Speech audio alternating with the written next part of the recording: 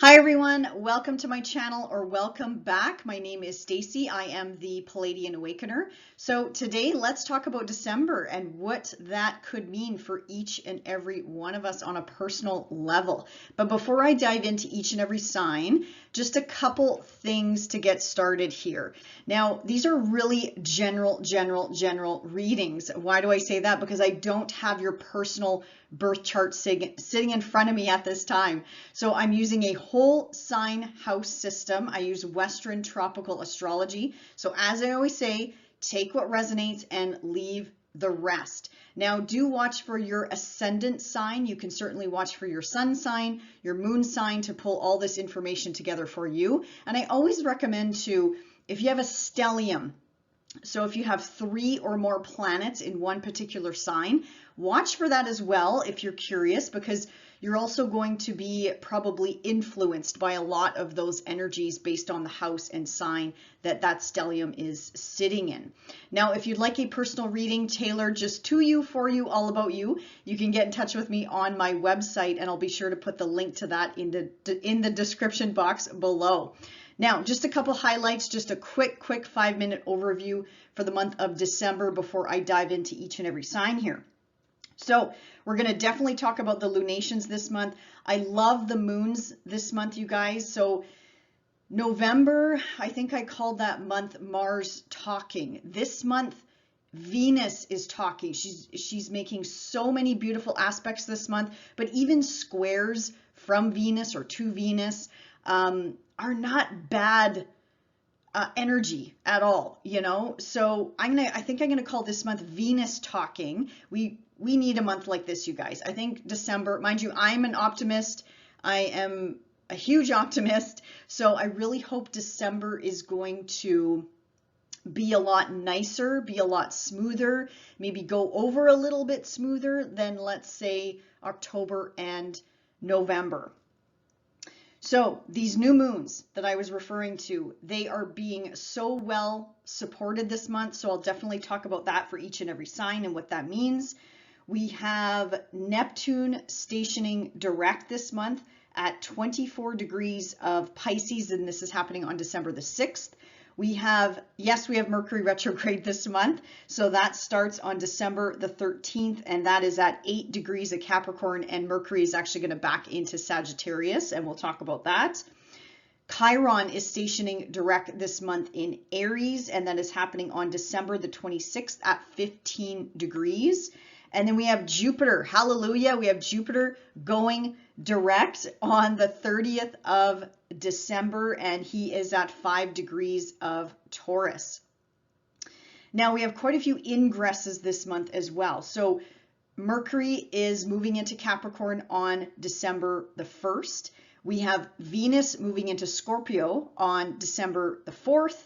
We have Vesta, who's currently retrograde in Cancer. She is going to pop back into Gemini on December the 20th. And then December the 21st, we have the sun moving into Capricorn. So it's officially Capricorn season. And then we have on the 23rd of December, Mercury, who's going to be retrograde by that time, is going to be backing into Sagittarius. And then keep in mind, we also still have Mars moving through Sagittarius as well. And this started, or Mars hopped into Sagittarius on November 24th. And then Venus does move into Sagittarius as well on December the 29th, but I'm going to focus more on that next month in January, and we'll talk about that for each and every sign. So I think that is about it, but one just quick final note, if you do celebrate the holidays this month, I just want to wish everyone a fantastic holiday season. Stay safe, take it easy, pamper yourself, indulge yourself. Like I said, we have some beautiful lunations this month, so take advantage of that energy. Make sure you surround yourself this month and around the holiday season. Again, if you celebrate the holidays, please surround yourself with people that you love, whether it's family, friends, or even new people that you've just met and you have that incredible connection with. So I want to wish everyone a happy, healthy holiday season, and we will see you in the new year. Bye for now. We'll get into each and every sign. All right, Aries. So let's talk about where I think your focus is going to be for the month. So if you can see here on the chart, at the very top of the chart in the 9th house and the 10th house, I think that is going to be your focus for the month of December for sure. So your 9th house, what is that, or what could that entail? So this is religion. This is law, this is legal matters, this is court matters, this is higher education, so university and college, this is teaching, this is long distance traveling or anything to do with overseas. This could also be citizenship, immigration, passport, paperwork that involves all that fun stuff. This could be your ethics, your belief systems, meeting people from different cultural backgrounds, pretty much anywhere all over the world. This is also the house of pushing yourself outside of your comfort zone. This is the house of the gods. This is reaching a bigger, wider audience, Aries. So that's going to be one focus definitely for this month.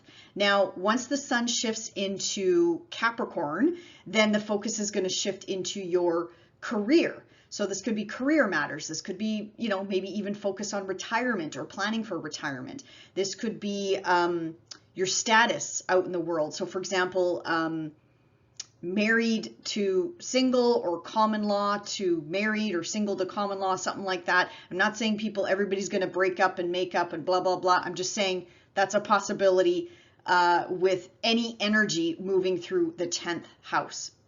This is also the access, the mom and dad access. So there could be a focus on mom or dad or a parental or authority figure in your life at this time, Aries. Or this could be dealing with institutions like governments, big corporations, big companies. And yeah, I know I mentioned like the legal system, court system, things like that. I also just heard judges. Okay, so you could be dealing with judges as well. So let's talk about the lunations this month. As I mentioned, both of them are really well supported, and we definitely need this right now on the planet, collectively and individually as well. So new moon in Sagittarius, again in that 9th house on December the 12th. Now this is a time to plant those seeds of intention, Aries. Sagittarius, the whole sign, trines your energy, Aries, but of course it depends on whatever you're watching for right now, and it depends on if this new moon is activating any of those planets, placements, points that you're watching for right now. But regardless, plant your seeds of intention of what you want to manifest in the next 6 months from now with 9th house related matters. So again, religion, law, higher education, teaching, travel, anything to do with international matters, citizenship, immigration, paperwork, things like that,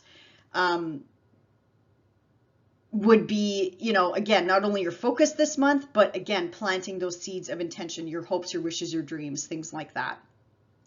Now, the new moon is also making a trine to the North Node and Chiron in your sign. So I feel like this new moon, Aries, take advantage of this, because this is activating. I love working with the North Node and South Node because this is the nodes of fate and destiny and fortune. So expect the unexpected too. So dream big. Again, this is your 9th house. This is the house of the gods. This is the house of reaching a huge, wide audience, Aries. So I'm going to say dream big, because with that North Node involved, you just never know. And also with Chiron involved, this could be a very healing aspect as well. Healing of the self, healing of the body, healing of, I also just heard the mind, healing of the mind. So this new moon could be very beneficial for that as well. Now, the full moon in Cancer, this is lighting up your 4th house, which is pretty interesting. This is going to happen around December, or on December 26th. And this is the house of home, family, foundation. So Aries, this is a culmination point. So I have no doubt at the end of the month, if you do celebrate the holidays, it's going to be quite busy. It's going to be, the energy is going to ramp up quite a bit. And keep in mind, it is a full moon. So this is an ending, a culmination point of something in your 4th house at this time. The nice thing is this full moon is making a beautiful aspect to Saturn and Jupiter. as well. And Jupiter being in your second house of money, maybe you're going to get spoiled this Christmas, Aries, again, if you celebrate, or you're going to get spoiled around the 26th of December. Money, gifts, even something to do with work. So maybe like a work bonus could be coming through.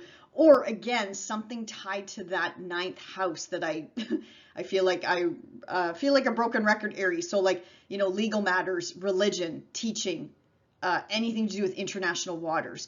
This could be some sort of gift, some sort of, again, culmination point coming through because Jupiter is involved. And with Saturn being involved, Saturn brings structure to things. That's what I love about Saturn, bringing structure to things, Aries. So again, I think this full moon is going to be beautiful. But again, keep in mind, it depends on what you're watching for. It depends on how this full moon is hitting your chart personally. But all in all, I think December is going to be a really nice month for each and every one of us. Now, Mercury moving into the sign of Capricorn. So again, lighting up your 10th house. So this is just going to help you laser focus in on practical day-to-day matters that pertain to work, that pertain to authority figures, dealing with bosses. Also, again, something to possibly do with mom and dad or a parental or an authority figure in your life at this time. Keep in mind, Mercury is going to go retrograding back into that 9th house. So there could be some reassessment when it comes to a 9th house matter. When Mercury goes direct, then something will come to fruition or something will start to move a lot smoother. Simple example would be a court-related matter, a legal matter, an educational matter or pursuit.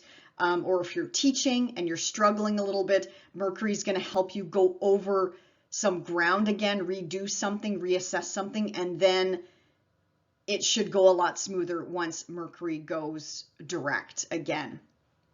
Now, Venus and Scorpio, this is lighting up again a financial house for you, Aries. So this is other people's money though. So if you're connected to a partner, whether this is in business or love, this could bring in more money. This is what I love about Venus. Wherever she goes, she attracts and brings in a flavor of love, money, beauty, or this could even be connected to work or self-worth.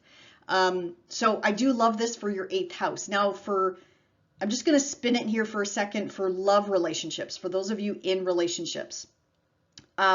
This could make your love relationships a little bit intense over the next 4 weeks. I don't mean that in a bad way. This aspect, Aries, could be actually really good for sex. Okay, so I'm just going to put that out there. So, you know, fancy time but under the sheets can really amp up at this time. So that's a good thing.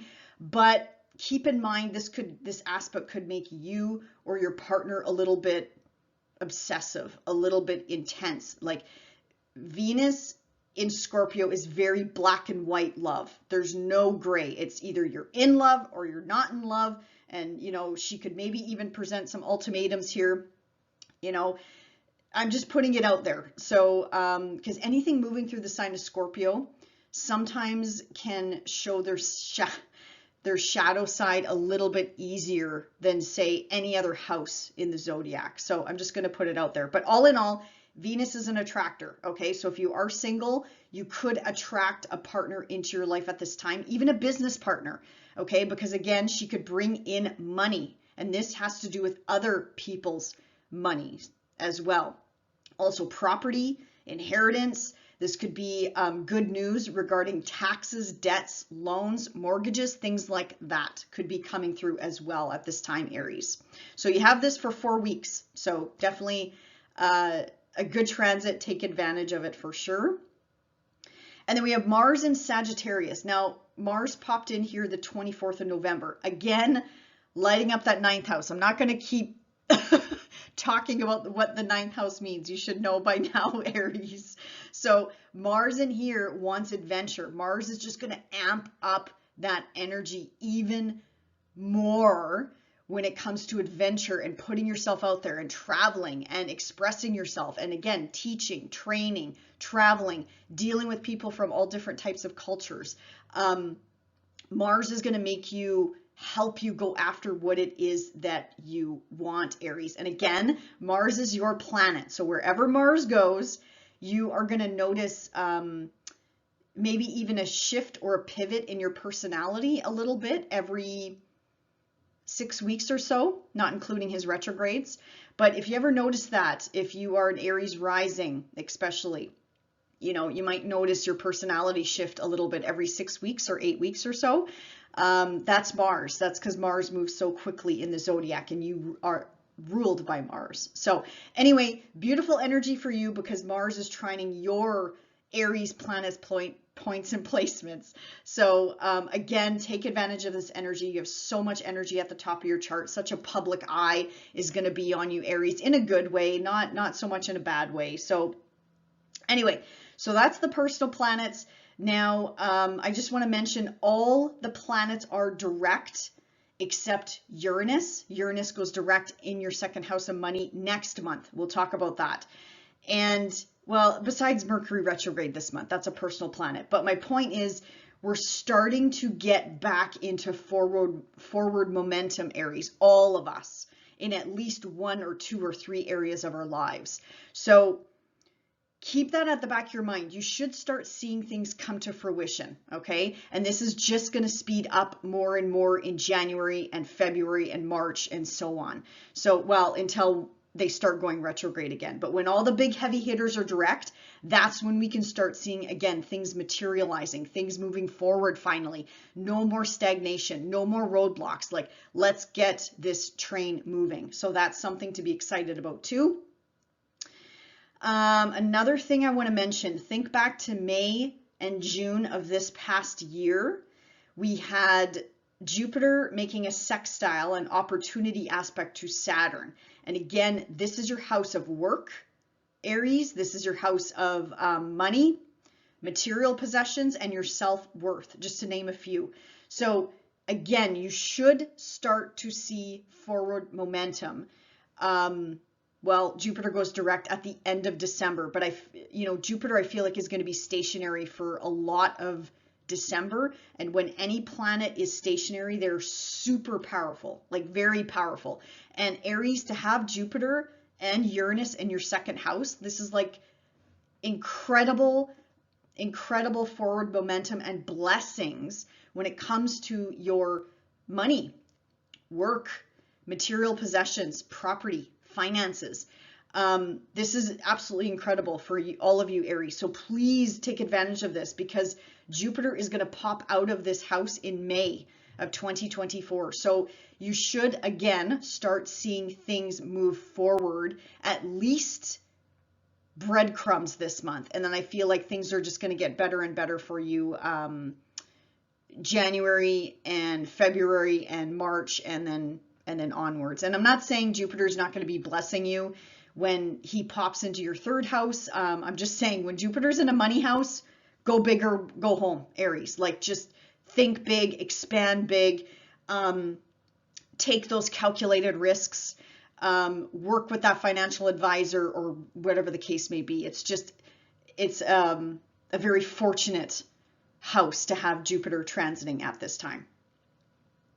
All right, so I think that's about it, Aries. So again, I wish you a wonderful December and we will talk to you next month. Bye for now. Hey Taurus, so let's talk about where I think your focus is going to be this month.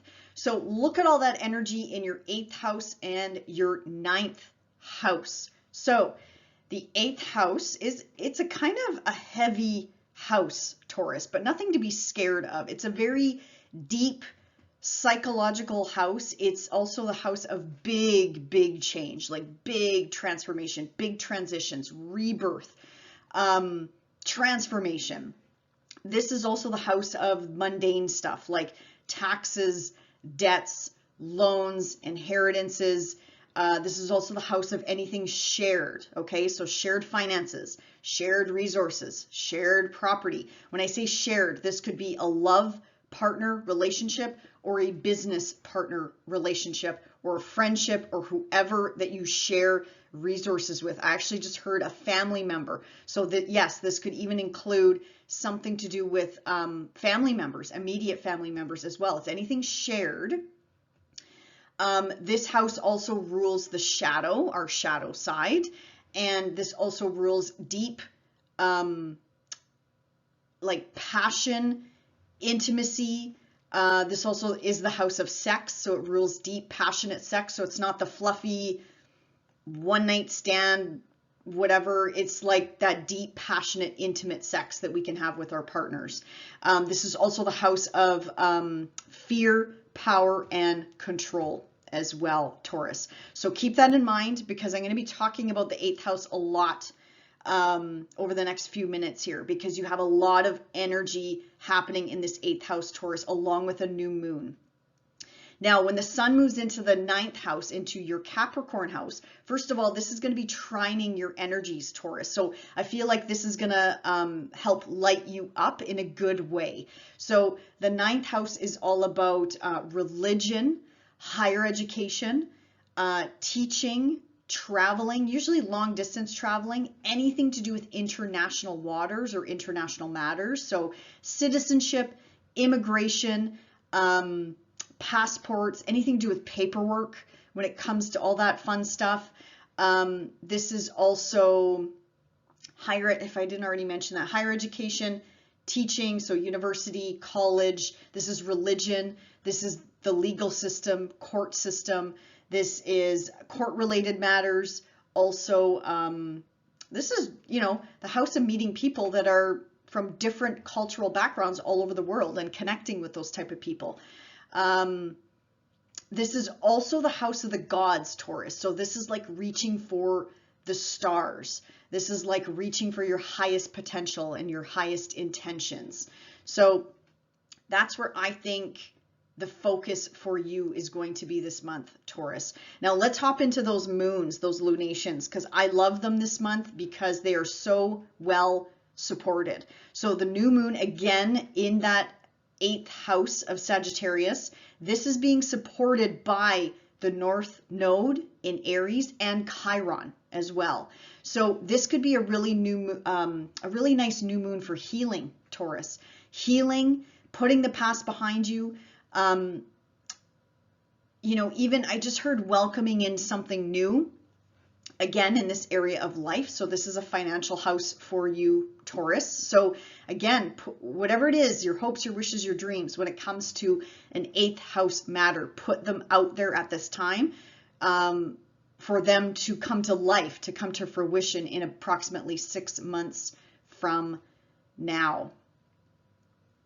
Now, this full moon in Cancer, this is going to light up your 3rd house space. I also think this is definitely going to be lighting up because this is happening around the holiday season. If you do celebrate the holidays, this is happening on the 26th. So this is going to be family gatherings, coming together of loved ones, friends, family, coworkers, whoever you call family.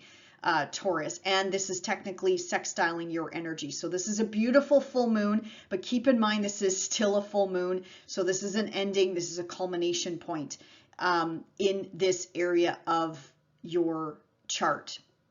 The nice thing is this full moon is being supported by Jupiter and by Saturn at this time. So I love this month. We all of us need this so bad right now in the month of December. So I'm definitely looking forward to this month for all of us.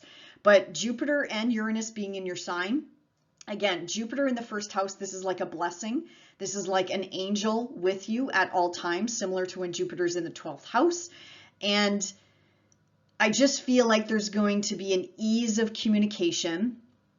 There could be an easier flow when it comes to 3rd house matters. So busy day to day, running around, picking up the kids, doing errands. This is anything to do with communication. So anything to do with text messages, phones, technology, emails, phone calls. This is also transportation. So this is, however it is that you get around, whether it's walking, biking, vehicle, planes, trains, automobiles. And This house also represents our relatives, siblings, cousins, and neighbors. So this is a really nicely aspected full moon. But I feel like Taurus, you're going to be really busy, especially around the 26th of December. So also be mindful of your own health and well-being, and take a break when you need a break. This full moon could also have something to do with friendships, like friendship group circles that you associate with at this time as well. So keep that in mind. Again, this is a trine up to your Pisces house there of where Saturn is sitting right now. So again, this could be involved in some sort of culmination point. It could even be tied into coworkers, work, bosses, or again, something to do with that ninth house of religion, teaching, law, long distance traveling. Maybe at this time you are planning a trip, whether it's short distance, long distance. This full moon is also going to light up your ninth house technically, because it's shining a spotlight in the opposite end of your chart. So this could have something to do with travel as well, Taurus. Whether it's short distance, long distance, or you're maybe even planning for it at this time, and maybe you're planning with a group of people, whether it's work colleagues, friends, family, loved ones, whoever you surround yourself at this time. Okay, now Mercury is popping into Capricorn, so Mercury does take a bit of a serious tone when Mercury pops into the sign of Capricorn. So focus will probably be more so on very practical matters and getting things done, and again, go, go, go mentality. Mercury in Capricorn is very motivated towards success, towards work, usually work and career matters, but it could also be something to do with father figures. Maybe you're going to hear from them a little bit more or deal with them a little bit more. So this could be mom or dad or authority figures in your life at this time. Now keep in mind, Mercury is going to go backwards into Sagittarius, again, emphasizing that eighth house. So there's something in the eighth house in Sagittarius there that you have to go over again or redo or reassess or go back to. Mercury is going to help you do that.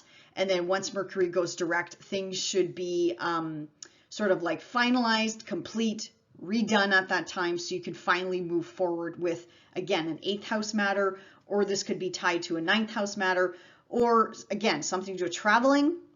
Actually, if you are traveling during this Mercury retrograde, Taurus, please get to the airport on time.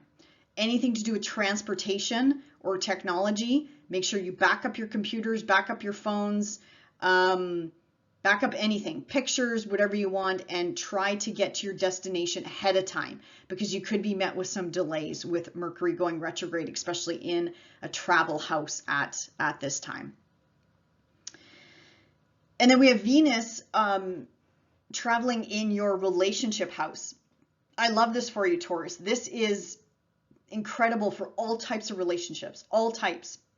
So business, love, friendships. This is also excellent for agreements, signing agreements, negotiations, paperwork. You know, maybe not a bad time to go to your boss and ask for a raise, or maybe there's a bonus coming your way at this time, Taurus. So I love Venus transiting this area of the chart for you. The only thing is, for those of you in a relationship right now, Venus in Scorpio can sometimes take on a different flavor, a bit of a darker flavor. She's very intense in this sign. She's very deep and passionate in this sign. I mean, great for sex, Taurus. I'm going to put it out there. It's great for sex if you're in a relationship. But like I said, this takes on a different flavor. Like you might notice your partner's being very black and white when it comes to love, or very black and white when it comes to decision making surrounding, well, this could be love, the relationship in general, beauty, aesthetics, or something to do with money or shared resources. So just keep that in mind when she's moving through this area of the chart. Again, nothing to be fearful of, because at the end of the day, it's Venus. It's your planet. It's your ruling planet. I'm just saying you might feel this in more than one ways, because any planet going through Scorpio, they're going through like the belly of the beast. They're going to the underworld. So sometimes they do show their shadow side. More than likely, they will show the shadow side. So Venus, nothing horrible here, but I mean, she could just be, again, very obsessive, very like fear-based or control-based, or again, black or white. It's like my way or the highway. So just keep that in mind, Taurus. I'm just putting it out there. What else do we got here? Mars in Sagittarius. So Mars popped into Sag last month on the 24th. Mars is going to continue its trek here. And again, emphasis on that 8th house. So again, shared resources, shared finances, taxes, debts, loans. This is going to rev you up, Taurus, when it comes to maybe even separation of assets, separating from someone who's draining your wallet. This could be, and again, this could be love, family, friendships, I don't know. But with Mars moving through the 8th, actually, this is a good time to take advantage of this if you want to separate assets or cut ties with somebody financially. This is actually an excellent time to do that because Mars is really going to help you do that. And then once Venus pops in here at the end of the month, she's going to kind of like smooth things over. So think of it that way. You can like, you know, cut off a older child that's draining your wallet, or a sibling or something like that. Somebody that's draining your pocketbook, as an example. I'm not saying this is happening, but as an example. And then, you know, there might be some tough love there. Let's call it that, some tough love there. But then once Venus comes along, she's going to just smooth everything out and make everything a little bit better anyway. Improve the relationship. She improves relationships as she moves along the zodiac as well, Taurus. Anyway, that's just an example. But my point is Mars is going to invigorate this house. So again, the stars of the show this month for you are 8th house, 9th house matters, Taurus. And also home, family, foundation, communication, transportation, things like that as well. Now, all the planets are direct, except Mercury, of course, in the middle of the month, and Uranus. Uranus moves forward next month. So you're going to start to see forward momentum. You're going to start seeing things crystallize more and more and more. I think I said that last month or the previous month, but once these big heavy hitters all go direct in the sky, we really start seeing things pick up. We really start seeing things manifest and crystallize, especially with Saturn and Jupiter, who are involved with these matters. So think back to May and June of this year, Taurus. What was happening around that time? What were some of the seeds you were planting at that time that you wanted to materialize, crystallize? So Saturn and Jupiter are going to make this connection again this month. They're going to be really, really, really close together. So this, with Jupiter in your first house, Taurus, this could really be any area of life. So this could be something to do with, again, an 8th house matter. Money matters, shared resources, shared finances, shared properties, taxes, debts, loans. This could have something to do with friendship circles, people that you surround yourself with, your role in those groups and associations that you belong to, your hopes, your wishes, your dreams. This is also your long-term goals as well, Taurus. So something should start to move forward in multiple areas of your life. This could even bleed out into home, family life as well, moving. I also just heard something to do with spirituality, so I'll leave that there if that resonates with you. This could even be something to do with your partner, whether that's in love or business or work or contracts, agreements, negotiations. This is also marriage, could have something to do with marriage. So Venus is transiting your marriage house. I think I forgot to say that too. So anyway, Taurus, my point is you should start to see your life move forward in a positive direction, or at least start to see things like coming together, the pieces of the puzzle finally falling into place. And it's just going to get more forward momentum once January and February come along as well, Taurus. So that is about it for the month of December. I wish you a wonderful month, and we'll see you back here next month. Bye for now. Hey Gemini, so let's talk about where I think your focus is going to be for the month of December. So look to your 7th house and 8th house. Those are very active houses this month. So, and on top of it, you have a new moon in the 7th house. So I think this is where most of your focus is going to be.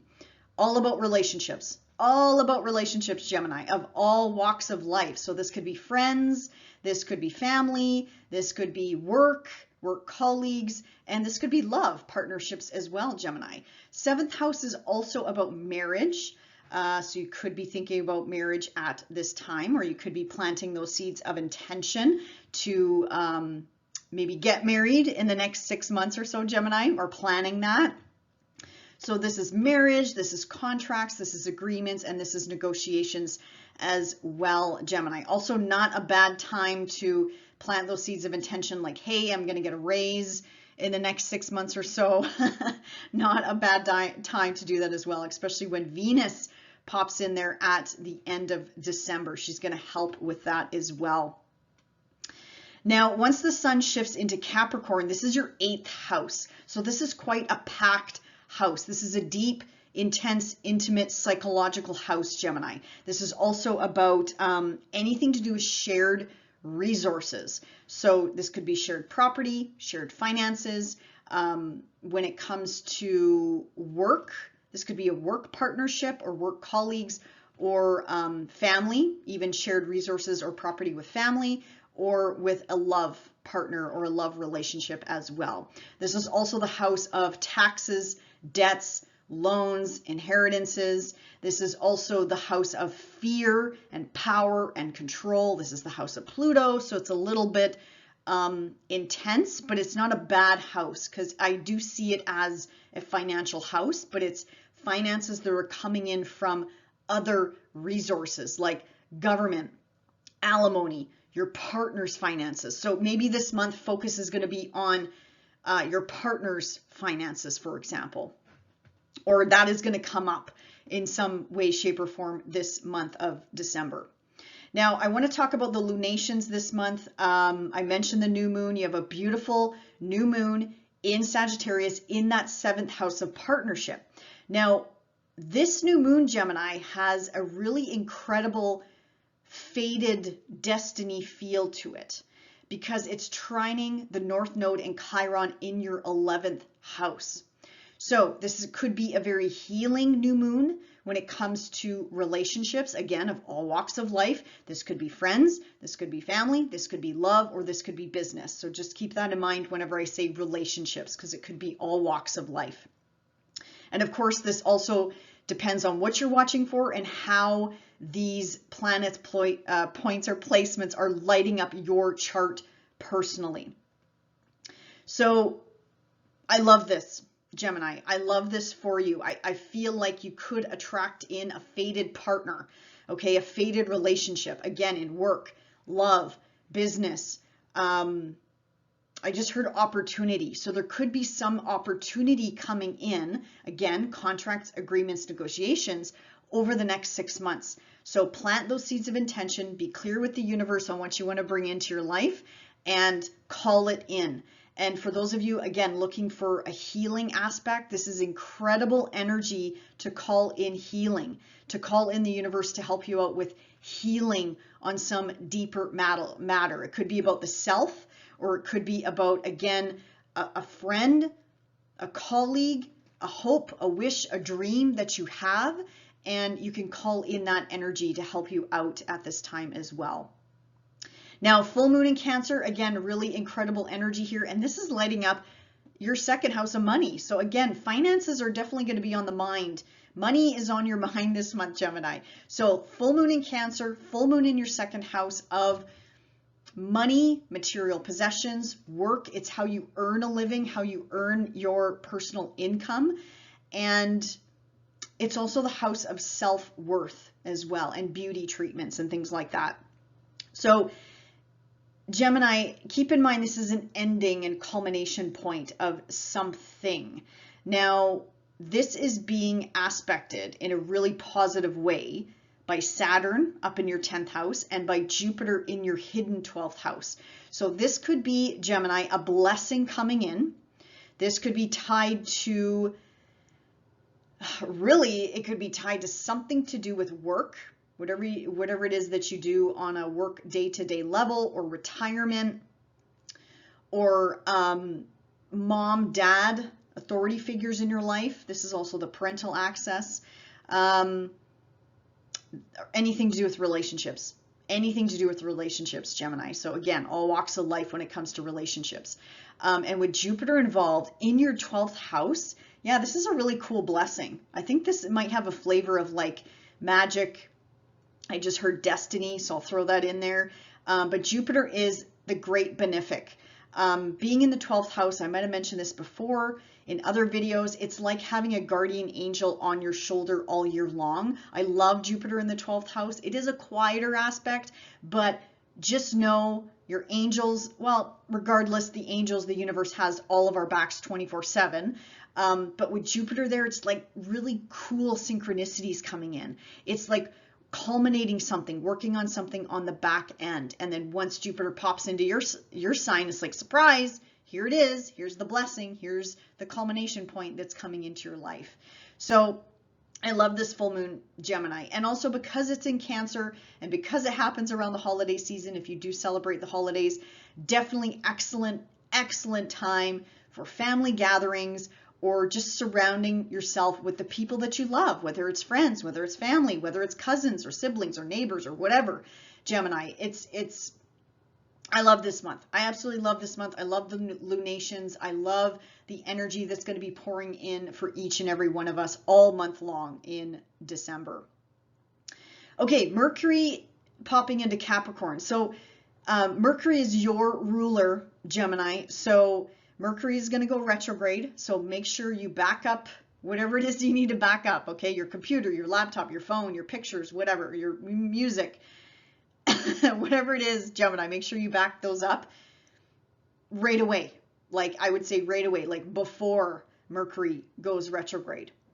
But Mercury is going to take on a more serious tone in Capricorn. So again, this is that heavy 8th house. So this is, again, shared resources, your partner's resources, shared property, taxes, debts, loans, things like that. Mercury in here wants to be very practical, wants to go, go, go. Mercury in here is super motivated. So you're going to find yourself super driven. Again, emphasis on this 8th house and 7th house. Mercury going back into Sagittarius. There's clearly some relationship that you might need to reassess at this time, or a contract, some sort of agreement or negotiation that maybe took place in November, and maybe there's something that was missed and you got to go back and revisit it. But the good news is once Mercury goes direct again, things will smooth out. Things will get better, Gemini. So again, not a doom and gloom. Mercury goes retrograde 3-4 times a year. It's nothing new. But again, if you're traveling anywhere for the holiday season, make sure you get to the airport on time, well early. Sorry, not on time. Get there early. You know, hail that taxi way earlier, or Uber, or whatever it is that you want to take.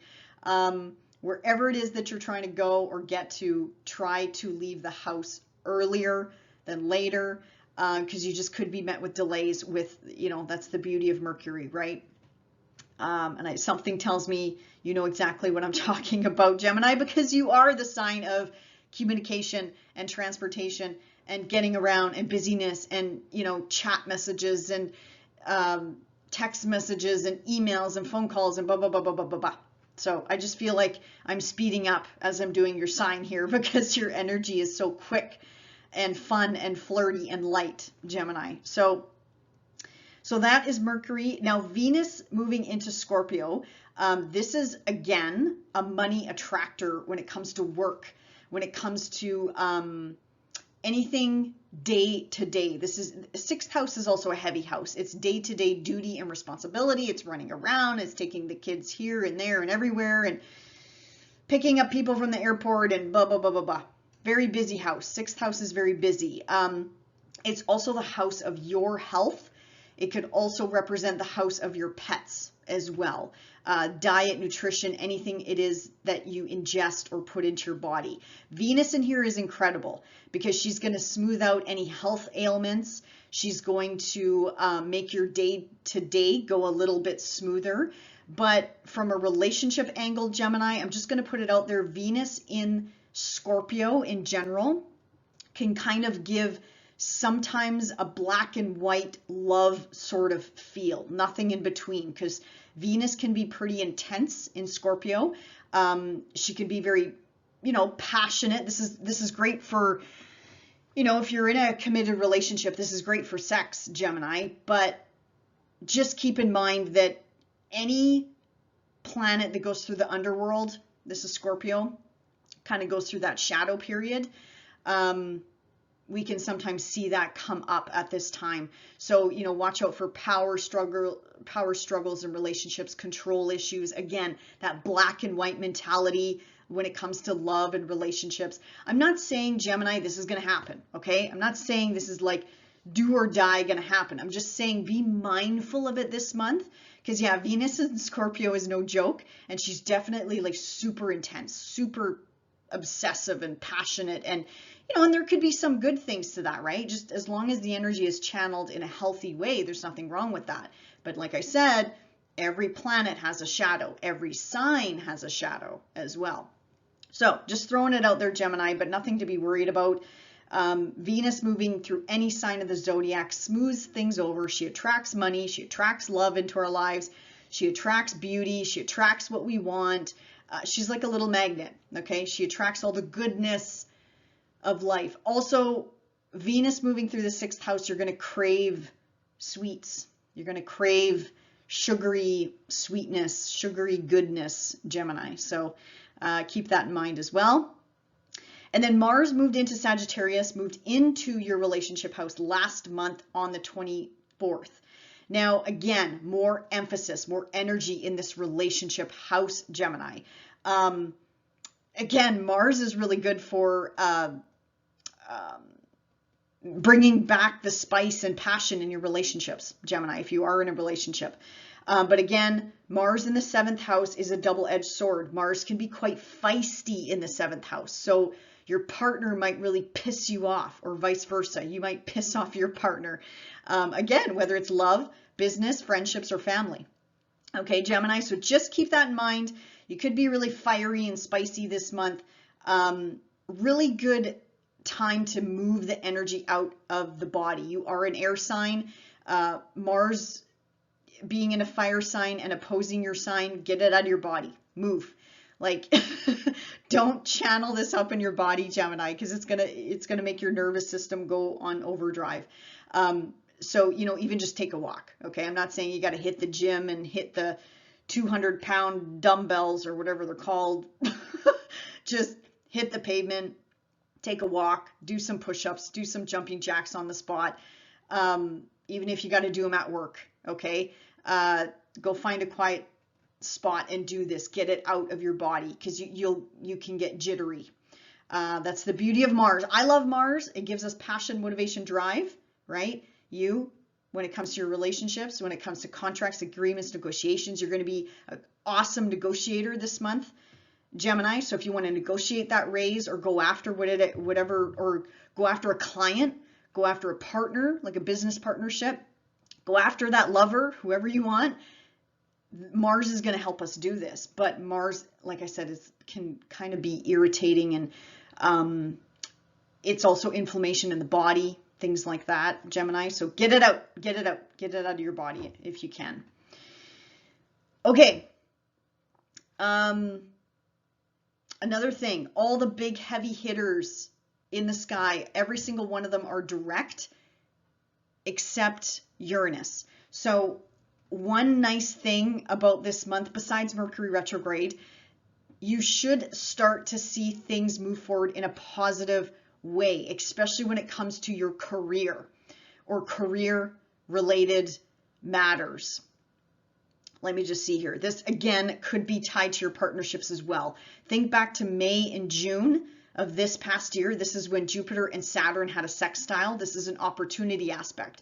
Again, for you, Gemini, this is career. This is public standing, public status. This is your reputation. This could be, even if you're retired, this is whatever it is that you do on a day-to-day basis, whatever you're known for in the public, you know, even if it's volunteering or helping out at a college or university or elementary school or volunteering your time. This is something crystallizing when it comes to career or when it comes to your, let me just see here, or yeah, when it comes to your partnerships. Again, any or all walk of life, Gemini. So I love December. I hope you enjoy December as well. Have a wonderful month, and we'll see you back here next month. Bye for now. Hey Cancer, so let's talk about where I think your focus is going to be this month. So if you look at the chart, look at the 6th house, the 7th house, I think that is where your focus is going to be this month. So let's talk about these houses. The 6th house is pretty heavy, pretty busy. You also have a new moon there this month as well, Cancer. So this is anything to do with your day-to-day duty, responsibility, running the kids around, running people around, picking people up. This is work. This is your day-to-day work if you do work. This is your working environment. This is your work colleagues. This is also your diet, your health, your pets, nutrition, anything it is that you ingest or put into the body at this time, Cancer. So that's going to be the focus this month, and also on your 7th house of relationships, especially when the sun pops into Capricorn. That is your opposite sign, Cancer. So all about relationships, all sorts. So this could be family. This could be, I just heard relatives, so I'll throw that in there. Relatives. This could be business partnerships. This could be love partnerships. This is also the house of marriage, contracts, agreements, and negotiations, like paperwork kind of stuff, Cancer. So I think that's where your focus is going to be this month. Now, let's talk about the moons this month. They are really well supported, which I love the month of December. I think December is going to be a better month for all of us, just comparing to October, November. I think this month is going to go a little bit more smoother. I hope anyway. I'm an optimist, so let's just put that out there. Okay, new moon in that 6th house, that busy day-to-day house. This is where you plant those seeds of intention, Cancer. So what do you want to manifest in the next 6 months? In the next 6 months, this could be related to a diet, a health matter, a nutrition matter, something to do with a pet. Maybe those of you that want to manifest a pet into your life, plant those seeds of intention, you know, say to the universe, I want to manifest this into my life. Hold that intention, hold that positive vibration, and something should manifest in the next 6 months for you, Cancer. This could also have a connection to, a faded connection to a career matter, a career move, or something to do with your parents, mom, dad, authority figures in your life, a boss, your reputation, public reputation, your status, or anything to do with dealing with bosses or authority figures in your life, because this new moon trines the North Node in Aries and Chiron. So I love the nodes of fate, destiny, fortune. You just don't know what you're going to get. And Chiron in the mix, this is a really incredible aspect for healing. Now, Cancer, if there's anything physically you want to heal in the body, take advantage of this new moon because it's making a trine aspect. Whether it's physically, emotionally, mentally, spiritually, whatever it is. Again, diet, health, excellent time for any sort of healing on a soul level or in the physical body because of Chiron up in the 10th house there, making this connection to the new moon. So again, I love this for you, Cancer. Absolutely love this energy. Now the full moon in your sign, this is an ending, this is a culmination point. Now, because it's in your 1st house, Cancer, this really could come out in multiple areas of your life. This could come out in your relationships. So again, love, business, love, business. It's funny, I'm hearing like something to do with real estate. So, okay, I'll put that out there, something to do with real estate. But yeah, love, business, friendships, or family. This could be a culmination point, an ending, like a wrapping up of something. This could also be something to do with your career, your public reputation, your status, retirement, possibility here as well. Mom and dad, again, something to do with mom or dad or authority figures in your life or bosses in your life. Or this could do with home, family, foundation. I do love this full moon at the end of the month around the holiday season. If you do celebrate the holidays, Cancer, I think the energy might be a mixed bag because it is a full moon, okay? And you know what they say about full moons, right? Things get a little bit squirrely, especially when you bring people together in a household, right? But all in all, this full moon is really well supported by Jupiter in your 11th house of friends, groups, people that you surround yourself with. This is also your hopes, your wishes, your dreams, Cancer, and your long-term goals and objectives. So this full moon may have a flavor to that as well. And also something to do with Saturn up in your 9th house of, oh goodness, religion, legal matters, court matters, anything to do with international travel or international ties or something to do with overseas could come to the forefront at this time or manifest or crystallize at this time. 9th house is also higher education, teaching, college, university.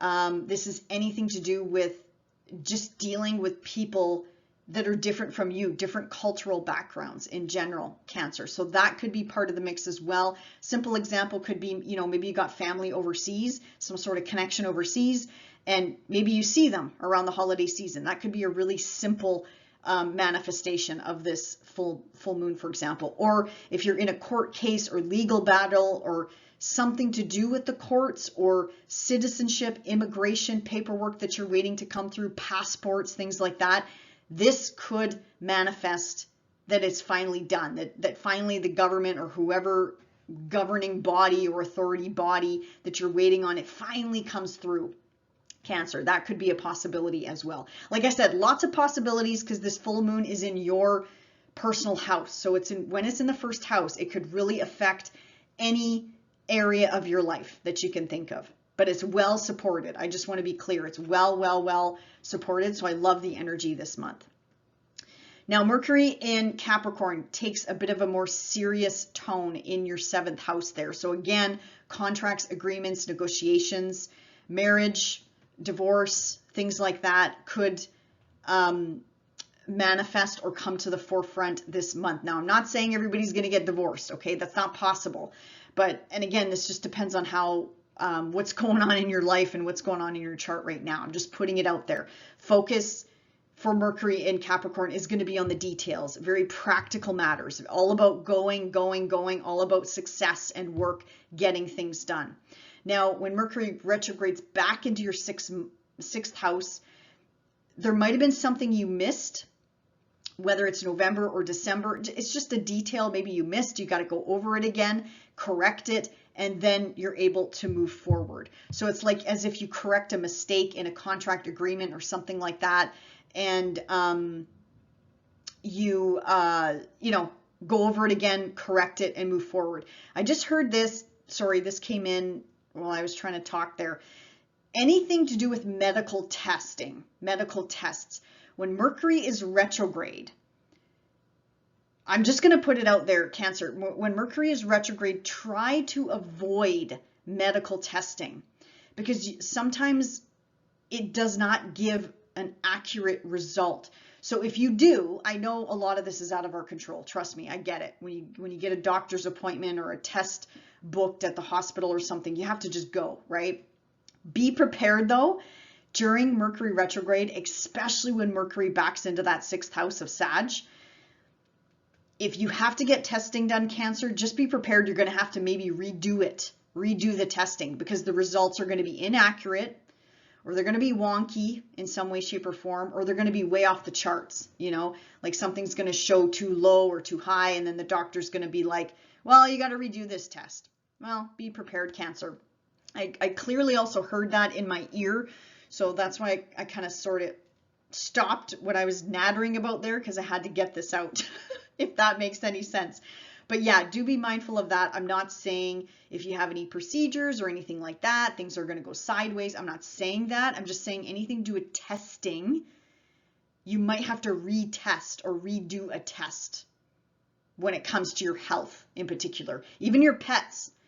Even if you're trying to figure out a problem with your pet, this could apply to them as well. So maybe just be mindful, Cancer. I don't know. I'm just going to throw it out there. Be mindful, or get, I also heard, a second opinion, whether this is your health, a family member's health, or a pet's health, especially in this Mercury retrograde. Okay, just be mindful of that, because I clearly heard that too. That message clearly came through for you as well, Cancer. Okay, where am I here?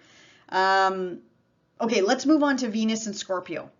So Venus in Scorpio, yeah, that's down in your 5th house, Cancer. Beautiful energy for your children, connecting with your children. If you have any rifts with your children, Venus should help smooth things over in this area of life for you. This also has to do with, this is the house of joy. This is the house of laughter. This is the house of having fun and pleasure. This is also creative projects, creative endeavors. So this is just lighting up that fun, lighthearted 5th house for you, Cancer. And this is trining your energy, whatever you're watching for right now, planets, points, placements. So I love this. Take advantage of this energy. This is going to be with you for 4 weeks. So I love this for you, Cancer. The only caveat I'm kind of like warning people about is if you are in a relationship, Venus in Scorpio can sometimes make either us or our love partners a bit obsessive, a bit intense, you know, like maybe fear mongering or power control issues, Cancer. So just be mindful of that. You know, Venus here, she can be a little bit black and white, you know, like when it comes to love, like black and white. It's like, it can cause some problems in a relationship. But at the end of the day, it's Venus, it's not Mars, or it's not Saturn. It's Venus. But any planet that goes through the underworld, which is Scorpio, I feel like their shadow side is really tested. So again, I more so think, Cancer, you might see this coming out in relationships. Again, be mindful. I don't know if this could be you, especially if you're dating. This is the house of dating, romance, fun, flirty sex, things like that. Be mindful of who you're connecting with. You might be hot and heavy right off the start if you just meet someone new, but give it some time once Venus moves out of this 5th house and see how you feel about this person. Because yeah, you might want to jump in the sack right away, get between the sheets right away, if you know what I mean. But because that's what Venus and Mars technically can do as well. So just be mindful of this energy. Be mindful of who you're chatting with online, if you're doing online dating. Because like I said, this could, Venus is pretty intense and obsessive in Scorpio as well. But I don't want to doom and gloom relationships, okay? If you meet someone, this technically is trining your energy, Cancer. So I don't want to like doom and gloom it or taint it, but I just want people to be aware of the different sides of the energy here, because every sign and every planet has a light side and a dark side. If we didn't have the yin and yang in the universe, you guys, I don't think anything would exist, because there's just no such thing as 100% dark and 100% light. There's got to be a mix of both, right? So anyway, something just to be mindful of. And then Mars in Sagittarius, in your 6th house of, again, it's just going to infuse your motivation, passion, desire to just get things done, to just plow through your day to day, get her done, get things done. But again, with Mars in the 6th house, I'm just thinking of your health, Cancer. Mars inflames also wherever he goes. So do be mindful of what you put into your mouth. You might crave spicy foods during this time with Mars. So that could be a possibility as well. But all in all, Mars in the 6th house is not bad, because Mars, if you do get, the nice thing about Mars is I think it raises your internal temperature. in the 6th house, so you could burn off like viruses and bugs a little bit easier. And it gives you the drive, the energy to just plow through your busy day-to-day habits, routines, whatever it is that you have to get done this month, Cancer. Now, most of the planets are direct this month except Uranus. Well, and I know we're doing a Mercury retrograde this month, but anyway, what I mean is things should start to move forward this month in December, especially when Jupiter goes direct. So things are going to start crystallizing. Things should start manifesting for you, Cancer, when it has to do with, again, friends, groups, associations that you belong to, your role in these friendship circles or groups or whoever you hang out with, your hopes, your wishes, your dreams, things that you're trying to crystallize and materialize for the long term.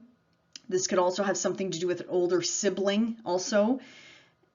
And then with Saturn in that 9th house, again, this is moving forward finally with, you know, I'm hearing immigration. So like immigration, citizenship, paperwork, passports, anything to do with the legal system, court system, legal matters. Things should start to move forward.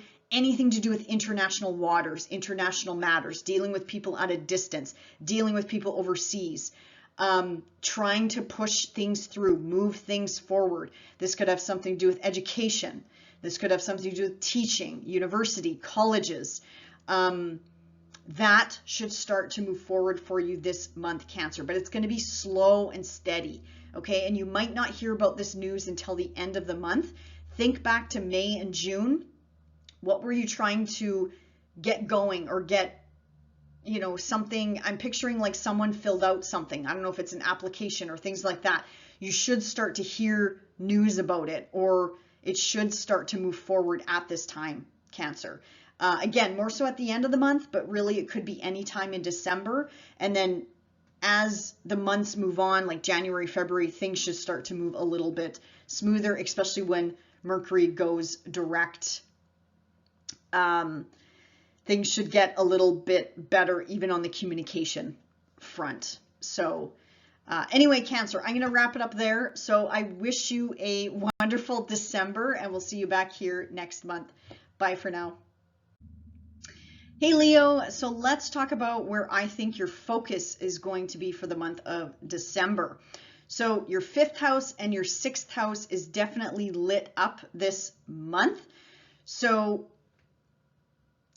5th house is all about children, creativity, self-expression. This is also the house of joy, fun, laughter. This is technically kind of has a vibe of you, Leo. So plus this energy, when the sun is transiting Sagittarius, it's trining your planets, your points, your placements, whatever it is that you're watching for in the sign of Leo. Now, once the sun moves into Capricorn, focus is going to be on pretty much anything to do with your day-to-day duty and responsibility, Leo. So this could just be the busyness of the day. This is your work. This is your work environment. This is also representing like your coworkers, people that you work alongside with. This could also put the spotlight on your health and well-being, Leo, diet, nutrition, anything that you put into your mouth or your body. And also your pets are also highlighted in the 6th house as well. So that's where I think your main focus is going to be this month, Leo. But let's talk about these lunations. So we have a new moon in your 5th house this month on the 12th. And again, check your chart for anything around 20 degrees because this could be a personal moon to you. If you have anything around 20 degrees of Leo, give or take, you know, 5 degrees on either side. So Leo, what I'm thinking for you, this could be if you want to start a family, or if you're looking to start a family or have children, plant those seeds of intention now, because anything you sort of any sort of hope, wish, dream that you want to put out there right now could manifest in the next 6 months or so. This could even have a connection to international matters. This could have a connection to education or teaching or something to do with the legal system or justice system as well. Anything to do with dealing with people from different cultures or something to do with being overseas or a connection to overseas, Leo. Because this new moon is making a trine to the North Node in Aries up in your 9th house and Chiron. This could also be a really healing energy as well, Leo, if you want to utilize this new moon for that as well. Because technically, if you have anything at 20 degrees, this is making a big fire trine in the sky to your personal planets, placements, points, whatever it is that you're watching for right now, Leo. So call this energy in. I do love this for you, especially in that 5th house of joy, fun. This is also, sorry, I think I forgot to mention romance, dating. If you're single, Leo, you could call in a partner. Be really specific to the universe. You know, this person actually could come in from a distance. There could be a connection to an international person at this time coming in. So anyway, Leo, just putting it out there for that new moon in Sag. Now, the full moon in Cancer is, again, very beautifully aspected this month by Jupiter and by Saturn. So this is a culmination point. I find it interesting this full moon is happening on December the 26th. That's usually when people are, celebrating the holidays, if you do celebrate the holidays at the end of the month, Leo. So definitely a culmination point with family, home, foundation, place of living, things like that. But for you, this is in a quiet house, quieter house. So it could be shining a spotlight on definitely some sort of ending. This could be related to a work matter. Maybe some of your co-workers are leaving the office or leaving the environment, wherever it is that you work at this time. There could be people coming and going in the workplace. Again, something to do with your health, tied into a health-related matter, Leo. This could be something to do with a pet. This could be really anything to do with a day-to-day matter. And again, this is a culmination point. This is an ending. This is a finish line. So keep that in mind. And again, this could be related to a family related situation as well.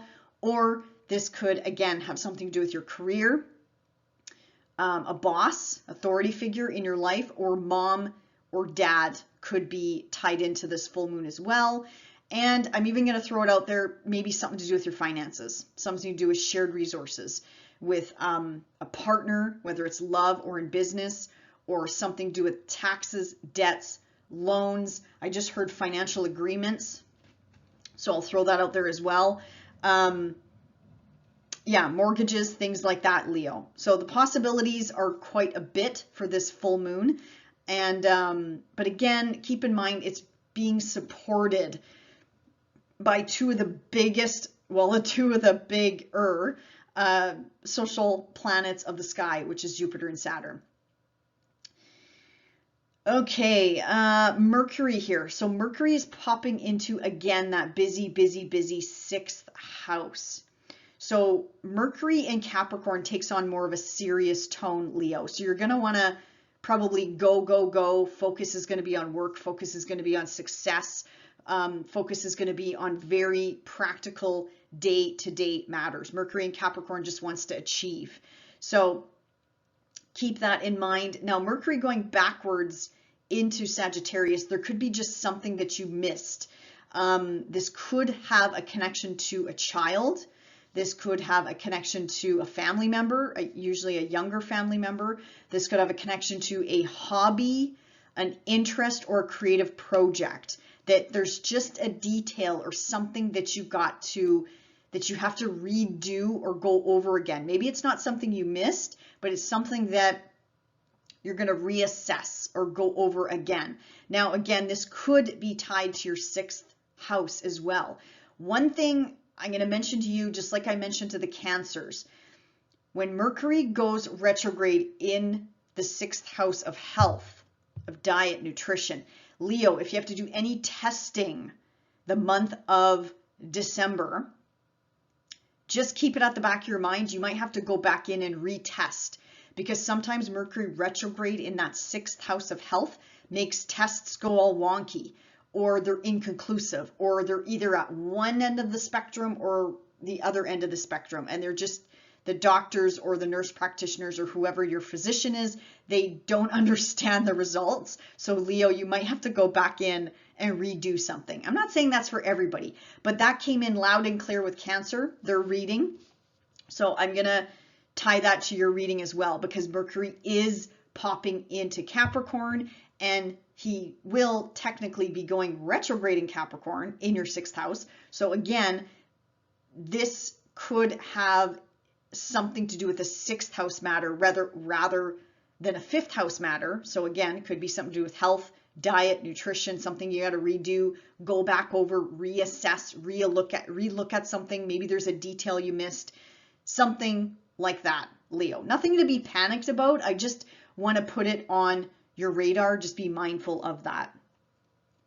Now, Venus down in your 4th house of home, family, foundation, Leo. This is actually really beautiful energy. Wherever Venus goes, she sort of like smooths things over, but she also attracts like money, beauty, aesthetics, love, things like that into our lives, and also self-worth.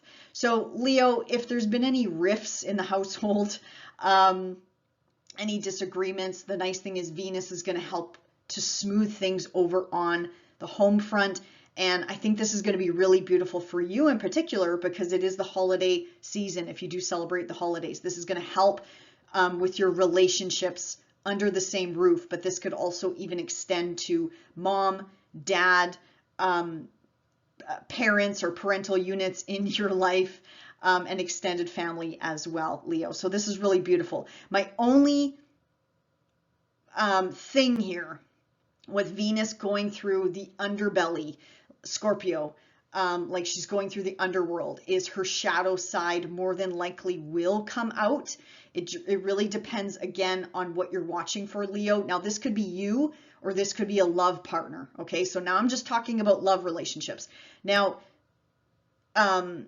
if you are in a relationship, Leo, Venus takes on a super intense tone here in Scorpio. So she's a little bit obsessive. She's a little bit controlling. She's a little bit like black and white when it comes to love. No in the middle. It's either you love me or you don't love me.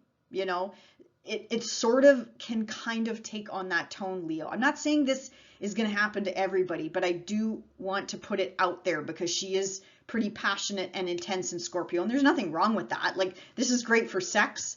This is great for, you know, boosting the, well, you got Mars in the 5th house too, which is really good for sex and romance and dating and things like that, Leo. So, you know, the passion, the fire is there.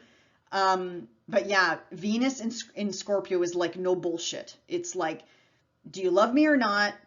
And if you don't love me, I'm out of here. Put a ring on it or don't put a ring on it. Like, sometimes it can be quite intense like that, Leo. So, and again, I don't know if this is going to be you or this is going to be somebody else. Just be mindful of that aspect of Venus going through the underbelly, like I said, in Scorpio. But again, not a bad transit. Venus is Venus. She's a benefic. She attracts. It's definitely not a bad transit, but from a psychological standpoint, it's something to be aware of if you notice behavioral changes in your partner or even you, because this could bubble up from your soul, psyche, whatever you want to call it. Something might bubble up to the, from the subconscious in this perspective, Leo. Okay, and then speaking of Mars and Sag, yeah, Mars has been in here since November the 24th. This is, again, trining your energy, Leo, depending on what you're watching for. So Mars in the 5th house, excellent for going after romance and dating if you're single.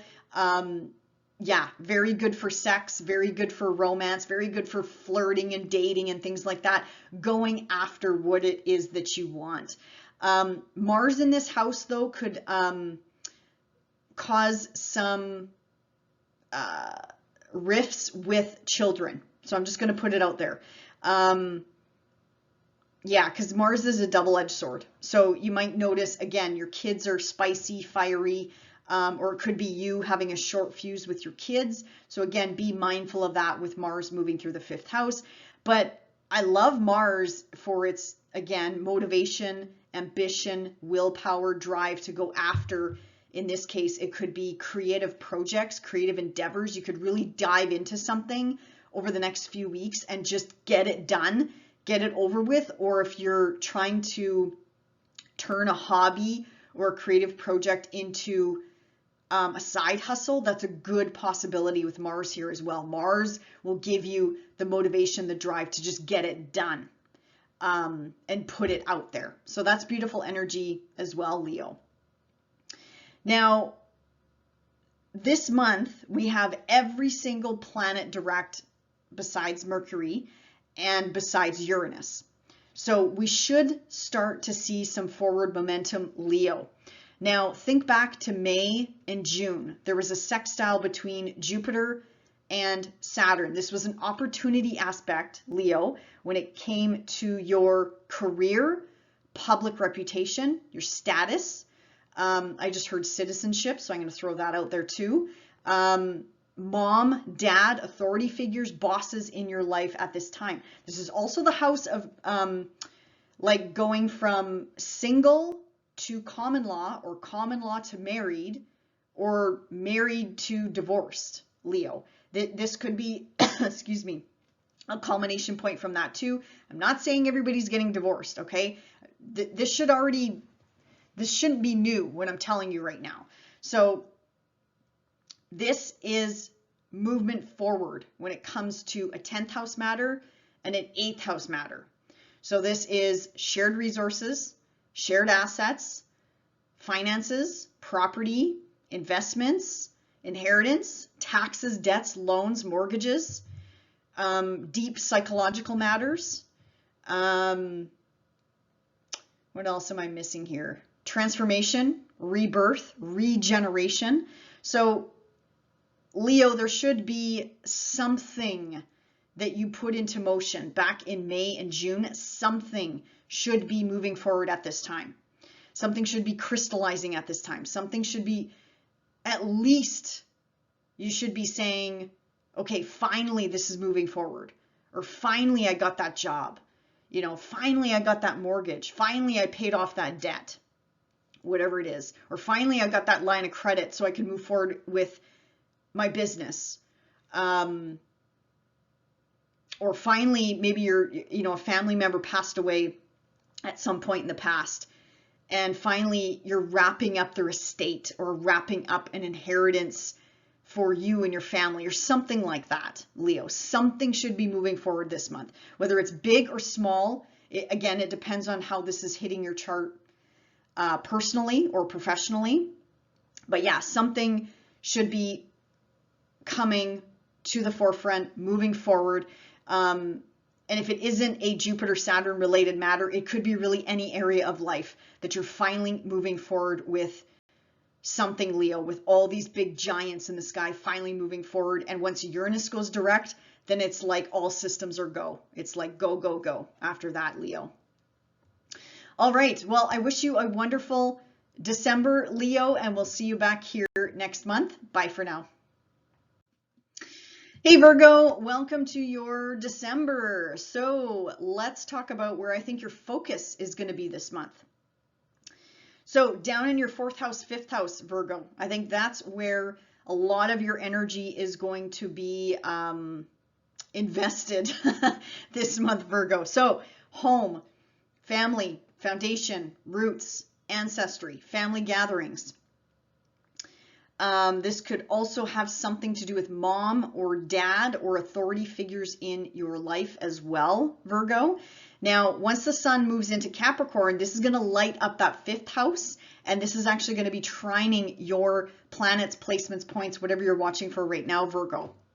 So 5th house is all about children, creativity, self-expression, creative projects. This is also about romance, dating, fun, flirty, sex, things like that, Virgo. So definitely a much more light-hearted, fun-loving, house, Virgo. So I feel like once the sun pops into Capricorn, you're going to get sort of like your joy back. That's kind of like what I'm hearing is, you know, you get your joy back, you get your groove back, you can have some fun. If you're single, yeah, spotlight could be on romance and dating, and yeah, have fun with that, Virgo. Absolutely have fun with that. Let's talk about the new moons this month. So you do have a new moon down in your 4th house of home, family, foundation, Virgo. So plant those seeds of intention right now. Well, not right now, but on December the 12th, when we have this new moon in your 4th house. This could be a move. This could be getting qualified for a mortgage, a loan. This could be anything tied to the home, Virgo, that you want to manifest in the next 6 months. And I love this new moon because it's connected to the North Node and Chiron up in your 8th house of Aries.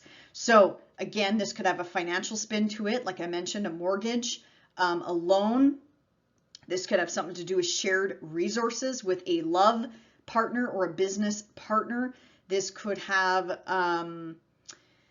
something to do with taxes, debts, loans. Maybe you want to pay off something in the next 6 months. So definitely whatever you want to manifest, put those intentions out there, Virgo. And you should be able to manifest at least something, at least one thing in your life in the next 6 months. Now, what else here?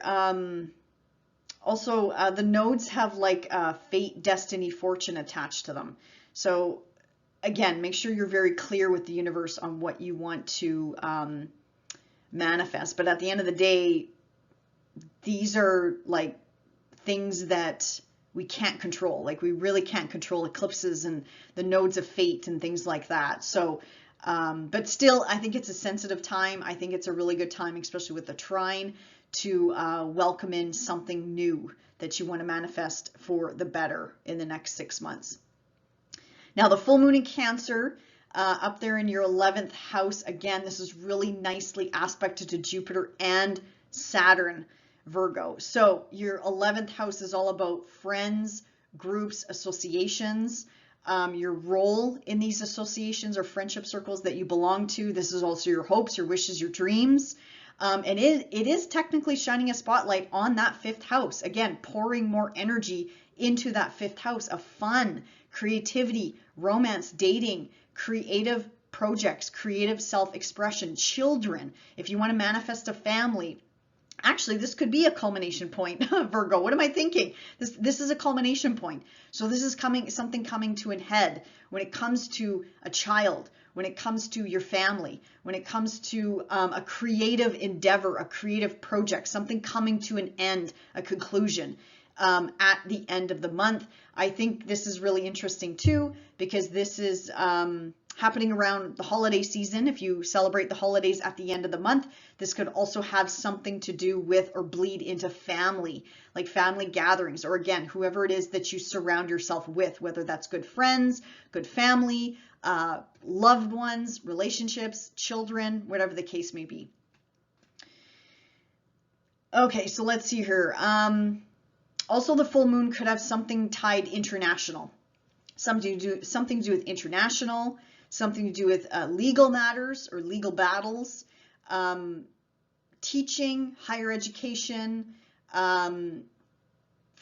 What else? Like this is anything you put out there, anything you put out there in the world, Virgo. So that could be a possibility as well, or something to do with your relationships, all walks of life. So this could be family, this could be friends, this could be loved ones, this could be relatives, I just heard as well, or business partnerships, Virgo, because that full moon is trining Saturn in your 7th house of relationships. This could be a contract coming to an end. This could be an agreement, a negotiation, things like that. But this is a culmination point. This is an ending.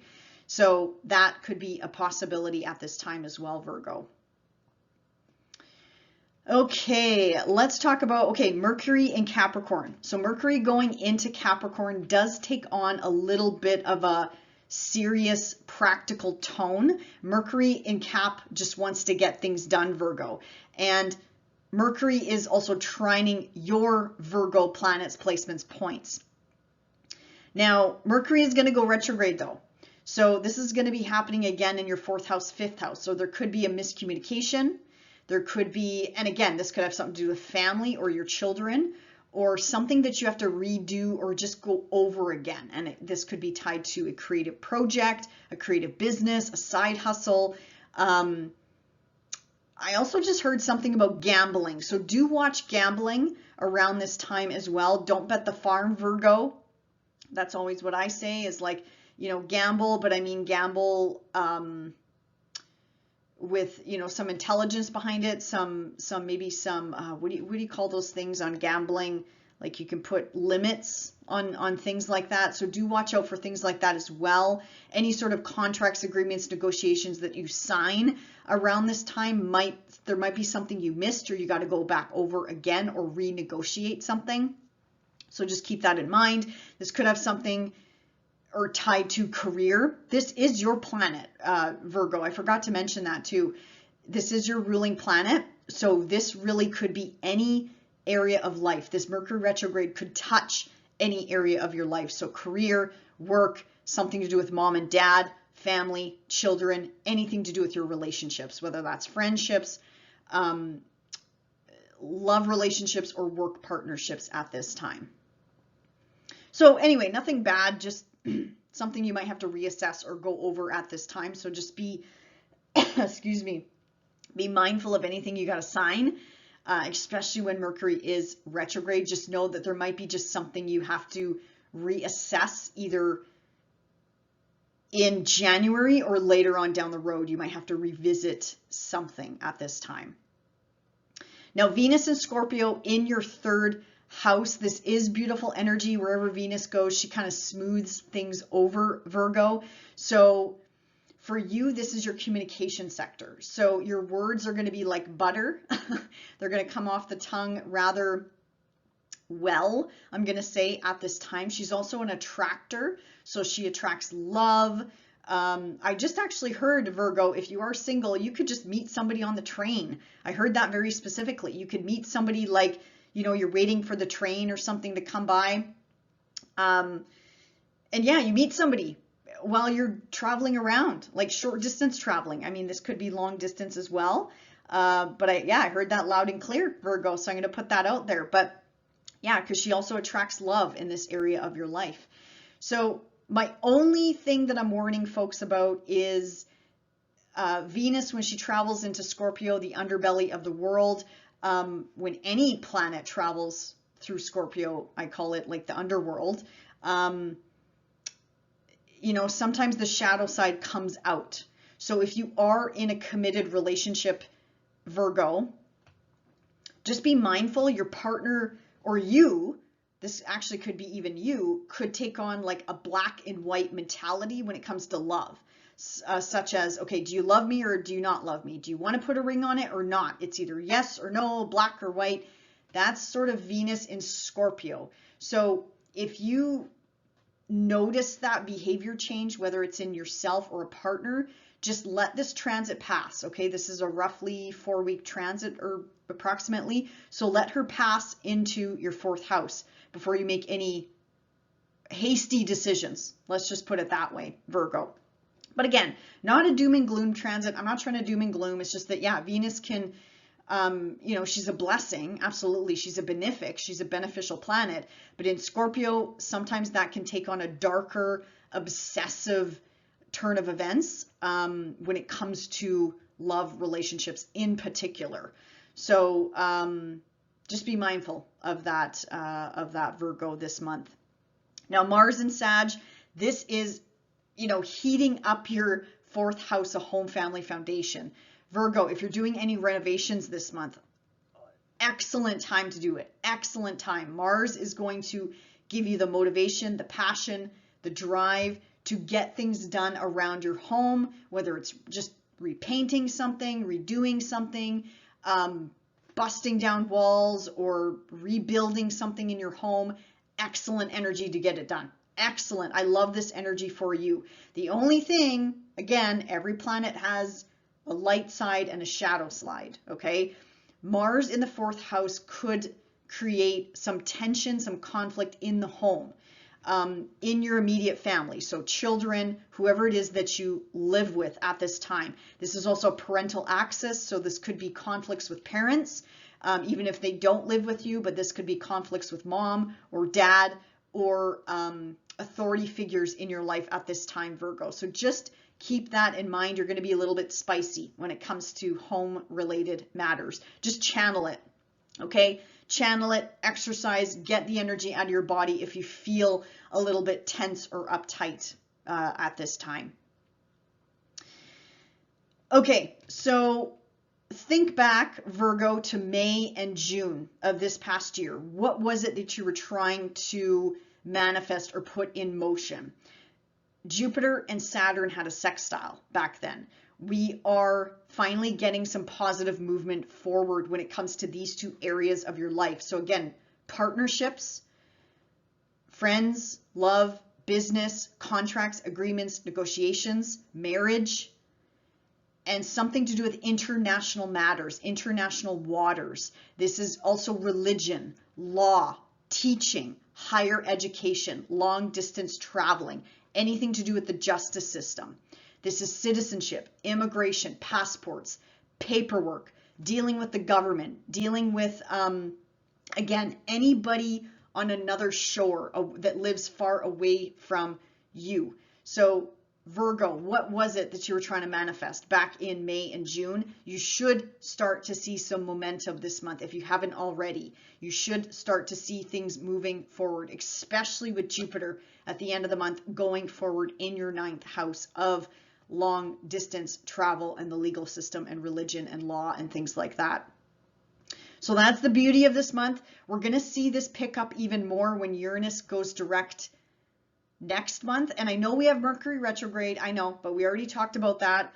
So just be mindful of that. Also, Virgo, back up anything, computers, laptops, cell phones, photos, whatever, and get to your destination on time, ahead of time.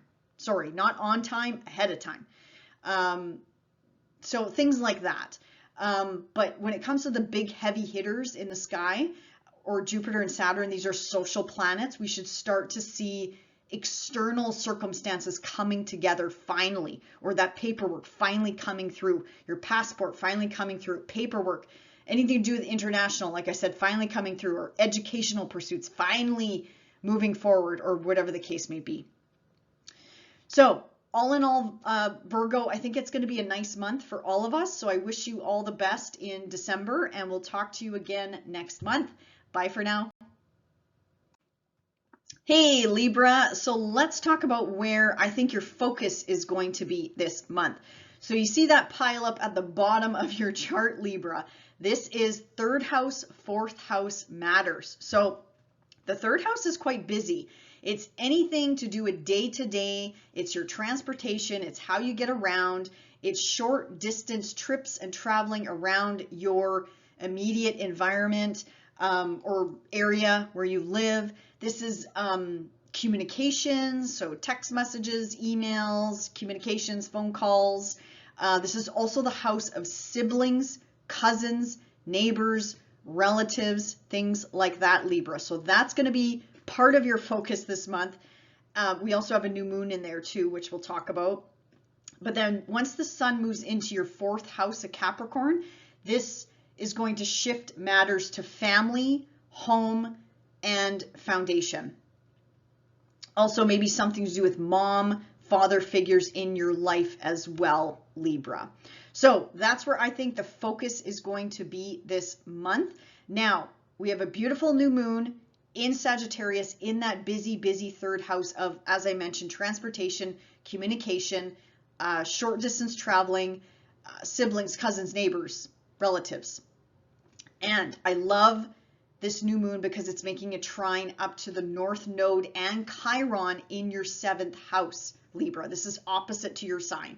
So this is a beautiful moon for healing. If you want to bring in healing, whether it's physically, psychologically, something to do with the I am, healing on the I am level, like yourself, or healing with regards to another person, an ex-partner or a current partner or a relationship, whether business, love, friendship, or a family member. I love this new moon. I love it.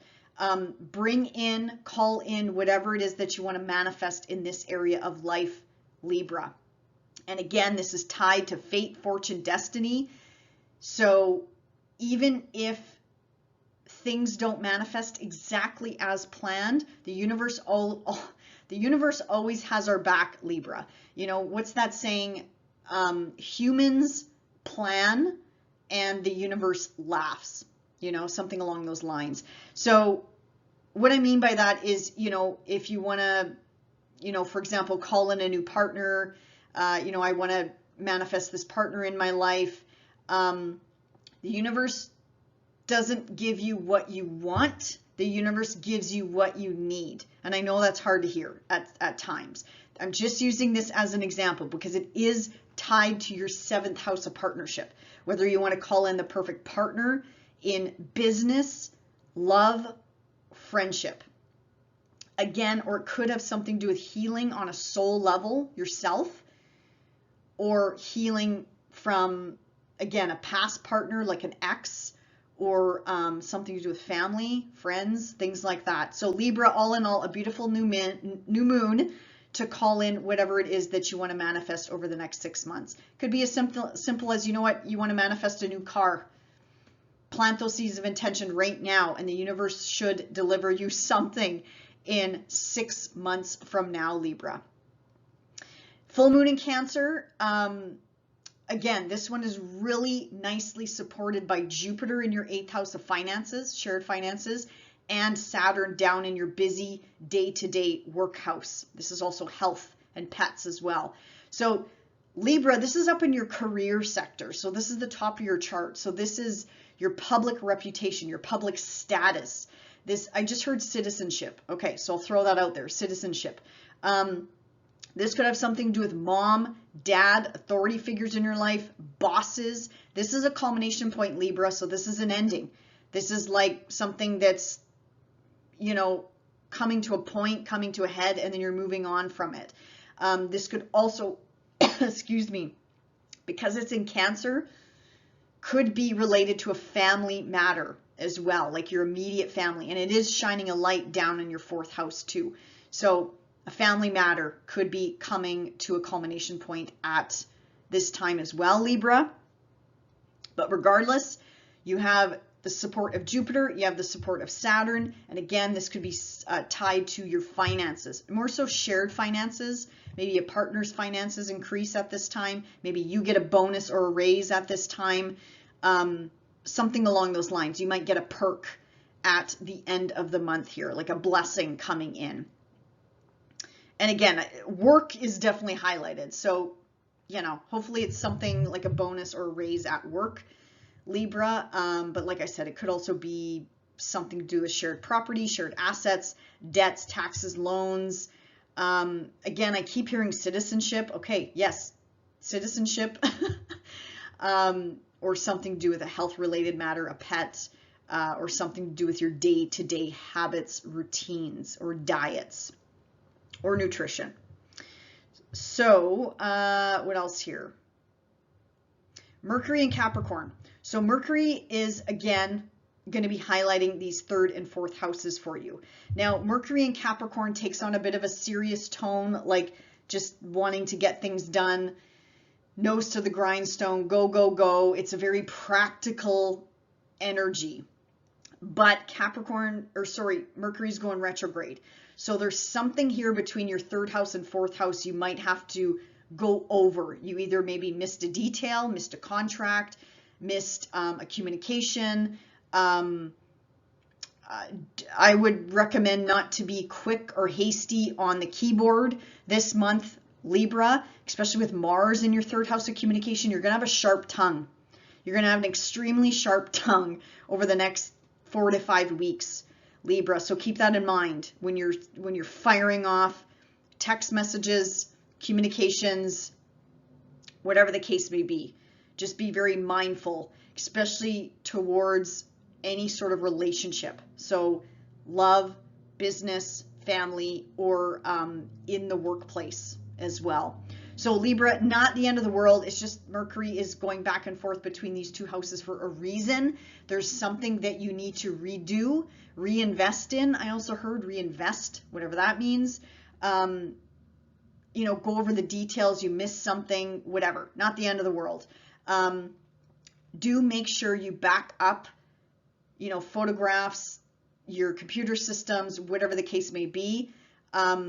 Allow yourself extra time for traveling, especially short distance, like to get to appointments and things, because yeah, Mercury can cause some chaos when it comes to traveling, whether it's long distance or short distance, Libra. So anyway, not the end of the world, but just something to be mindful of this month, especially with the holiday season here.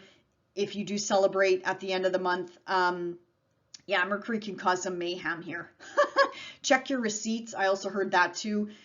Something to do with, you know, if you're buying something, check your receipts, make sure you're paying the appropriate price, and also watch out for just randomly, what is that called? Like you're just randomly buying things for people because it's on your checklist. You might want to put some more thought into that. Okay, Libra, I'm sort of hearing that loud and clear. So put more thoughts into, I think this is very specific to gift giving. That's kind of what I'm tapping into, but I also want to be mindful that not everybody maybe celebrates Christmas. So if you are buying gifts or something like that, that's what this message is pertaining to. Is like, I could just see people ripping things off shelves and you're not buying mindfully, Libra. So you might be doing a lot of returns after Christmas, let's just put it that way, or something along those lines, because you're just mindlessly pulling shit off the shelves. So again, take what resonates and leave the rest, Libra. I'm hearing that loud and clear, so I'm going to put it out there. Okay, moving on to Venus, your planet. So she's moving into your second house of money, of work, of beauty, aesthetics. So Libra, this is incredible energy, actually. So Venus should be attracting in more money into your life at this time. Maybe you're going to get spoilt around the holiday season at this time. This could also make money matters, work matters go a little bit more smoothly, Libra. The only thing I caution with this transit, and I mean, Venus moving through the second house is incredible for money, work, like I said, beauty treatments, things like that. But when any planet is going into the underworld, that's Scorpio, they sometimes can take on a quite intense tone. Venus being the planet of love. So if you're in a committed relationship, Libra, watch out for obsession. Watch out for black and white energy. So like, do you love me or do you not love me? Do you want to marry me or do you not want to marry me? Like, be mindful of this energy. Now, this could be coming from you or this could be coming from your partner, okay? Being in the second house, I'm not really worried, but you are ruled by Venus. So I feel like you will feel this energy quite intensely, especially if you're a Libra rising. If you're a Libra sun, this could bleed out into something to do with work, like work relationships, or something to do with a father or father figures or authority figures in your life. So just be mindful of this energy, Libra. It's not bad. It's just something, again, to be mindful of when Venus is traveling in the underworld. That's all. Now, Mars in Sagittarius, as I mentioned, Mars is going to be in here for quite a while yet, another few weeks. So yeah, be very careful driving around. I'm going to say, Libra, this could be road rage. That's why I'm kind of laughing. I'm like, yeah, this is the epitome of road rage. Mars in the third house. Plus we got Mercury retrograde backing into this house. So Libra, please, please, please, please be if you walk to work, if you bike to work, be mindful of where you're walking. Be mindful of the footwear on your feet. I know that sounds stupid, but it's just things like that we have to be more mindful of when, first of all, there's Mercury retrograde in the third house and Mars is in there.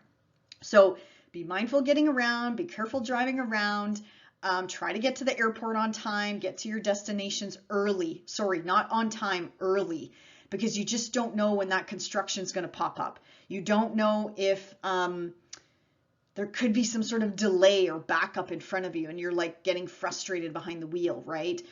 Be careful biking, be careful walking, planes, trains, automobiles, any of those things. Just be more mindful this month when you're anything to do with transportation. And again, your words, Libra, your words are going to be, could be very sharp this month. So use this energy this is, this is incredible for like motivational speakers. That's what popped into my head, is motivational speaking. Also, move the energy out of your body. So whether it's, I'm thinking even something more aggressive than yoga, if you do yoga, but I'm thinking like running, walking, hitting the gym, doing more heavy lifting, just to move this energy out of your body. Because I feel like, yeah, you're gonna be a busybody, Libra. You're gonna want to go, go, go, go, go. I can feel it right now in my body. It's like, I just want to go. And I feel like it's probably going to be a busy month for you. But Mars in here is going to give you the energy and the power to just blast through whatever it is you have to get done, Libra. But like I said, Mars is a double-edged sword. So do watch your communications, reread those emails and text messages before you fire them off to other people. Just be mindful of that. Okay, Libra, think back to May, June of this year. This is when we had a sextile between Jupiter and Saturn. Again, 8th house, 6th house matters. So Libra, something that you tried to put into motion back then should start to crystallize, manifest this month. If not, for some of you, this should probably already have happened. But Jupiter in your 8th house of, again, this is shared resources, shared finances. This is a money house. This is money coming in from other sources. Taxes, debts, loans, things like that, Libra, inheritances. Connecting to Saturn in your 6th house of work colleagues. This could, again, be something to do with health, diet, nutrition, pets, anything to do with your day-to-day habits, routines, things like that. It's another busy house similar to the 3rd house, Libra. So good news is you should start to see some forward momentum this month in those 2 houses, or let me just see here. Well, yeah, something to do with finances has, definitely finances are being highlighted here. But anyway, I do think this is going to be, for some of you, a blessing in disguise, but some of you, I can hear you saying finally, like finally, something is moving forward in a good way because Jupiter is involved. And Saturn, okay, yeah, Saturn gets a bad rap, but if you work with Saturn, if you do the work, Saturn provides bigger rewards than Jupiter. So, yeah, and I'm also hearing I'm just hearing a lot of chatter in my head. So Libra, I think you're going to have a busy month. Sorry, I'm hearing the talking, and I'm trying to make sense of it, but it's just, I think it just means you're going to have a very busy December ahead of you. So anyway, I will stop there, Libra, but I wish you a wonderful December, and we'll see you back here next month. Bye for now. Hey Scorpio, so let's see where I think your focus is going to be for the month of December. So look at all that concentrated energy in your 2nd house and 3rd house. I think that's where the focus is going to be this month. So 2nd house is quite straightforward. It's all about money. So money is going to be on your mind, Scorpio, or going to continue to be on your mind, I'm going to say, from last month. This also has to do with your self-worth. This could also be beauty treatments. This could also be anything to do with the body, like cosmetic surgeries, things like that. This is also your self-worth as well, if I didn't say that, work, money, things like that, like how you earn a living, basically, Scorpio. And then once the sun pops into Capricorn, it's going to light up that busy, busy, busy house.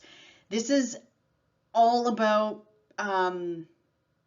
like day-to-day communication, text messages, phone calls, emails. This is siblings, cousins, neighbors, relatives, extended family members. This is short distance trips and travelings around your immediate community. This also has to do with transportation. So vehicles, planes, trains, bikes, however it is that you get around, Scorpio. I think that's going to be the focus this month. Now, we have a beautiful new moon in Sagittarius lighting up, well, I shouldn't say lighting up, but taking place in your second house of money and financial resources and work and self-worth. So, Scorpio, plant your seeds of intention this month of what you want to manifest in this house, in this area of life over the next 6 months. I love this because this is making a trine to the North Node and Chiron in your 6th house. Now, this is also a very healing energy, Scorpio. If you want to heal something in your life, whether this is related to the I am, like Aries is the I am, so this could be something to do with yourself or a work-related matter or somebody that hurt you in the past or anything like that. This could even be a health-related matter. So healing in general, whether it's spiritually, physically, emotionally, psychologically. Excellent new moon for healing, to call in healing.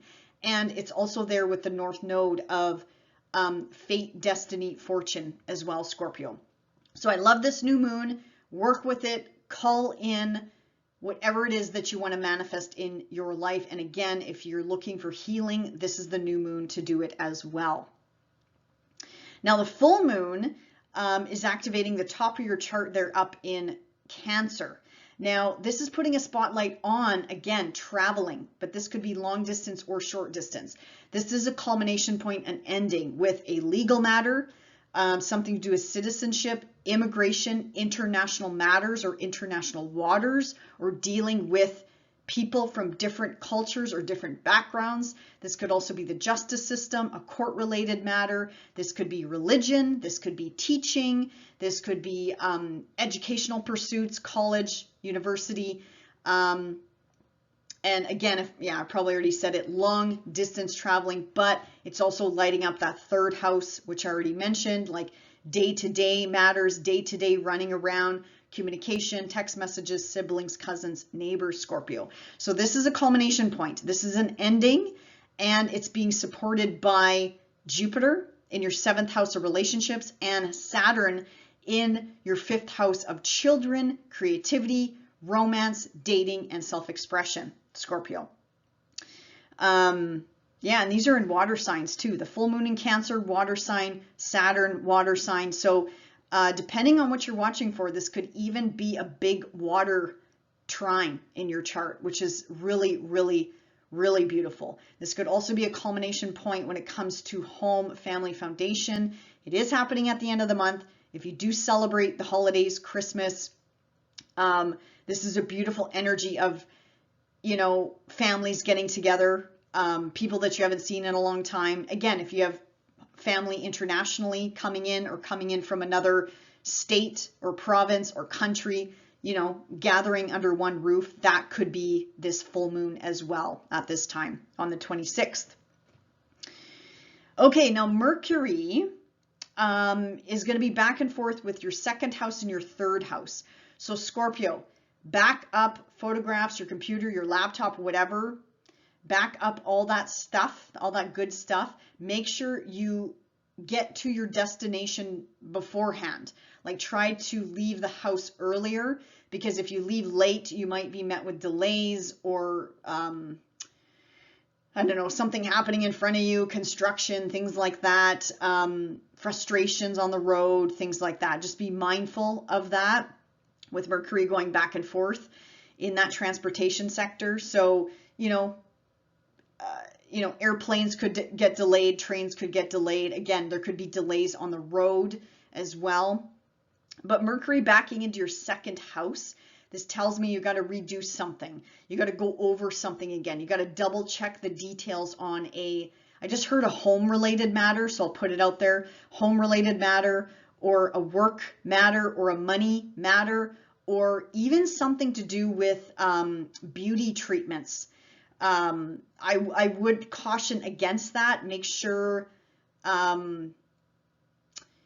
I mean, it's not, well, Mars is in there, but I mean, Mars is not retrograde, but there's some sort of detail. Make sure you get all your ducks in a row. You know all the details. You know all the, what do you call it, like side effects and what they're going to be doing. Just be mindful of that during this Mercury retrograde.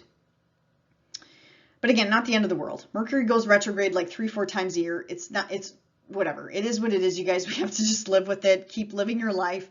But it's just nice to be mindful of this energy. That's how I use astrology. Just be mindful of what's happening, and it helps us cope on a day-to-day level. Because again, we can't control external circumstances. All we can control is how we respond or react to circumstances or situations. So just be mindful of that this month, Scorpio. Venus in your sign. So this is incredible, Scorpio. This is a great attractor. If you're single, you could attract love into your life at this time. This is excellent for your health, your body, again, beauty treatments, anything like that. You know, wherever Venus goes, she attracts, you know, money, love to us, things like that. This could, again, be a relationship, whether it's business or love, or friendships, or something to do with your family as well. Yeah, I think you're going to look really attractive too, Scorpio. You're going to appear very attractive this month to other people as well. So enjoy that for the next 4 weeks while Venus is moving through your sign. The only thing here is anything that travels to the underworld, which is technically represented by Scorpio, is sometimes Venus can be quite intense here. So she can be also obsessive about control issues, power, fear, control, things like that. She can be like black and white when it comes to love. I'm just speaking with regards to if you're in a relationship. So she can be like, do you love me or not? You could be like this, Scorpio. So watch out from a psychological mindset. If you notice yourself being like obsessive, compulsive, like intense when it comes to your relationships, this can be, again, every planet, every sign has a light side and a dark side. So just be mindful of your energy at this time, but this could bleed out in other relationships too, because Venus rules Taurus, which is your opposite sign, your relationship house. So watch out for that mentality of, you know, do you love me or not? Do you want to marry me or not? And again, this could be you, or this could be your love partner at this time. So just be mindful of that. If you're just dating, getting to know someone, you know, you might fall very hard and fast, but wait till this energy passes into Sagittarius to see if you still have that connection with that person at this time, Scorpio. Okay, and then Mars in your second house. Mars is going after what you want, you know, passion, motivation, drive. It gives you the energy to just go after your goals, your hopes, your wishes, your dreams. So, and again, Mars is your ruling planet, Scorpio. So work, money. Again, this could be, I keep hearing like beauty treatments or like surgeries, something to do with the body or the face in particular, or the teeth. Really great energy for that. But again, I just caution with Mercury retrograde, make sure all the details are there. You got your ducks in a row. You know the side effects. You know what's going on. You know what the doctor is going to be giving you, or anesthesia or whatever. Just make sure everything is in order. Okay, that's the only thing I caution with this transit. But otherwise, this is incredible for going after money, for going after work-related matters, for going after, just manifesting work, manifesting clients, going after that client. This is going to give you, like, what do you call it, the self-confidence too, to just boom, go after that person. And you'll be a bit aggressive about it, but there's nothing wrong with that, right? There's nothing wrong with that, because this transit doesn't last forever, and eventually Mars is going to pop into your third house, you know? So definitely take advantage of this energy, Scorpio, but yeah, move the energy. Again, you're ruled by Mars. So if you feel pent up, if you feel the aggression building, the tension building, or something like that, get it out of your body. Like move, run, walk, jog, hit the gym, do some push-ups, do some jumping jacks in place. You know, get it out of your body and you'll feel a lot better versus it being pent up inside of you. It kind of might make you a little bit jittery a little bit. Okay, what else here? Okay, think back to May, June of this past year, Scorpio. We had a sextile. We had an opportunity aspect between your 7th house, Jupiter is in there, and your 5th house. So this could have something to do with children, you know, getting pregnant, actually maybe getting pregnant, having kids. This could be something to do with romance, dating, self-expression, creative projects. This is the house of fun, but with Saturn in there, it definitely takes on a more serious tone for sure. But then Jupiter up in your 7th house of partnerships, this is all types of partnerships. Love, this is marriage, this is contracts, agreements, negotiations, this is work partnerships. I just heard bosses, so I'll throw that out there, or friendships as well. So something in those areas of life, Scorpio, that you tried or that you put into motion in May and June of 2023, you should start to see some forward momentum finally this month. And then January, it's just going to pick up more with Uranus finally going direct next month. But the blessing here is something is coming in, something's manifesting. We're dealing with the two social planets, Jupiter and Saturn, and they're heavy hitters. They're big heavy hitters in the sky. One is the great benefic, one is the great malefic. Saturn gets a bad rap, but if you work with Saturn, Saturn will bring you bigger gifts than Jupiter. Bigger, greater, grander. So something is going to materialize here for you, Scorpio, which is incredible. And let's see here. Yeah, so I think that's about it, Scorpio. So I hope you enjoy the month of December, and we'll see you back here next month. Bye for now. Hey, Sagittarius. Okay, let's talk about where I think your focus is going to be this month. And I want to wish all the Sagittarians out there a very happy birthday if you are celebrating this month. So happy, happy birthday. And I wish you a fantastic year ahead. So Sag, I mean, you are going to be in focus this month. Look at all that energy in your 1st house and your 2nd house. So you are going to be a busybody this month. I think there's going to be a lot on the go, whether it's personally, professionally, on the home front, work front, relationship sector. I think you're going to be extremely busy this month, Sag.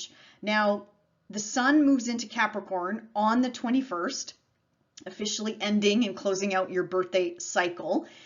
But your focus is going to turn to money related matters, work, finances. This is also beauty and what's the word I'm looking for? Yeah, your self-worth. That's sort of the word I was looking for. So that is going to be your focus this month, Sag. Now let's talk about that new moon in your sign. This is your new moon, okay? It doesn't matter if your birthday falls on or around December the 12th. It doesn't matter. It's a new moon that falls in Sagittarius. Check your chart if you have any planets, placements, points at 20 degrees. This makes it just even more personal to you. Plant those seeds of intention of what you want to manifest in the next 6 months. Again, this could be anything you want because it's in the 1st house. So make those birthday wishes. This could be career. This could be money. This could be finances. This could be home. This could be a family matter. Anything you want. Traveling. Anything you want. Sag, plant those seeds of intention. Okay? I'm hearing loud and clear something to do with international matters. I mean, you are the sign of trips and travel and long distance and things like that. So put your hopes, your wishes, your dreams out there. I love this because this new moon is also trining the North Node and Chiron in that 5th house of fun, creativity, self-expression, romance, dating, children as well. If you want to start a family, Sag, or if you want to take your family to the next level, whether moving internationally or upscaling your home or anything tied to children or family, plant those seeds of intention right now. And it's tied to fate, fortune, destiny, those nodes of fate. So I love, love, love, love this new moon, especially for you. This is so strong, so powerful. I can't emphasize it enough. Okay, the full moon in Cancer. So that's going to happen at the end of the month, around the holiday time. If you do celebrate Christmas or the holidays at the end of the month, this is going to be shining a light on your financial houses, Sagittarius. So shared resources, shared property, inheritances, taxes, debts, loans, mortgages. This could also have a flavor or something to do with family or family members, or the house, something to do with a home, family, foundation, things like that. Again, could have something to do with your work, your workplace, how you earn a living, how money is coming into you. This is a culmination point, Sag. So I'm going to put it out there. I hope that this is money coming your way. I do think it is money coming your way, like a bonus, a Christmas bonus, or a holiday bonus, or an end of the year bonus. In particular, again, around December the 26th, give or take a few days before and after. So I do think, Sag, this full moon is tied to money. So lucky you. Money, work, how you earn a living, things like that. Or this could be your partner getting a bonus, a raise, or something tied to their income is going to increase by the end of the month. And then you will benefit from that as well. That's another possibility this month. I'm hearing pregnancy. So, okay, I'll put it out there. I'm hearing pregnancy. I'm not seeing your chart. I'm not saying everybody's going to get pregnant, but I'm hearing it. So anything I hear, I'm going to articulate out to the collective. So something to do with pregnancy could be on the table this month as well, Sagittarius. Let me see here. Okay, Mercury in Cap. So Mercury is going to be dancing between your house, your first house, and your second house of money. Now, Mercury in Capricorn takes on a bit of a practical, serious tone. And again, the focus is going to be probably more on career-related matters, motivation, go, go, go. This is like Mercury in Capricorn wants to achieve things. So there's something here, Sagittarius, that you'll have to relook at. The universe is asking you to relook at the details. And because Mercury is backing into your first house, this could really be any area of life. This could be relationships, love, business, work, friendships, contracts, agreements, negotiations, marriage. If you are signing anything at this time, Sag, whether it's a home, whether it's something to do with work, read the fine print. Get somebody else to read it over as well. Just be mindful. I'm not telling people to stop their lives during Mercury retrograde. It's just that you might miss something by accident. Or if you do sign on the dotted line, you might just have to revisit something in January or beyond in the next 6 months or so. It's just something you missed, not the end of the world, but just be mindful of this energy with Mercury going retrograde in a work house, financial house, and also the house of you. So it really could ripple out into any area of life. But in particular, because Mercury rules your career, could have something to do with work. Be careful of those emails. Double check, triple check emails before you hit the send button at work, or dealing with a boss or an authority figure or mom or dad, or, this includes text messages as well. Or again, something to do with relationships, marriage, contracts, agreements, and negotiations, Sag. Nothing scary, just putting it out there, just be mindful.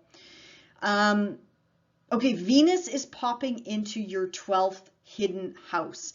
So this could be Sagittarius for you. Again, this is a quieter house, so some of you might feel this energy and some of you might not. But I feel like for some of you, it's going to give you a feeling of just peace and calm. You know, even if you are having, as I mentioned, a busy month, I feel like Venus here is going to help you move through the day a little bit easier, a little bit smoother. She's going to calm the subconscious mind. She's going to help with sleep. She's going to help with regeneration.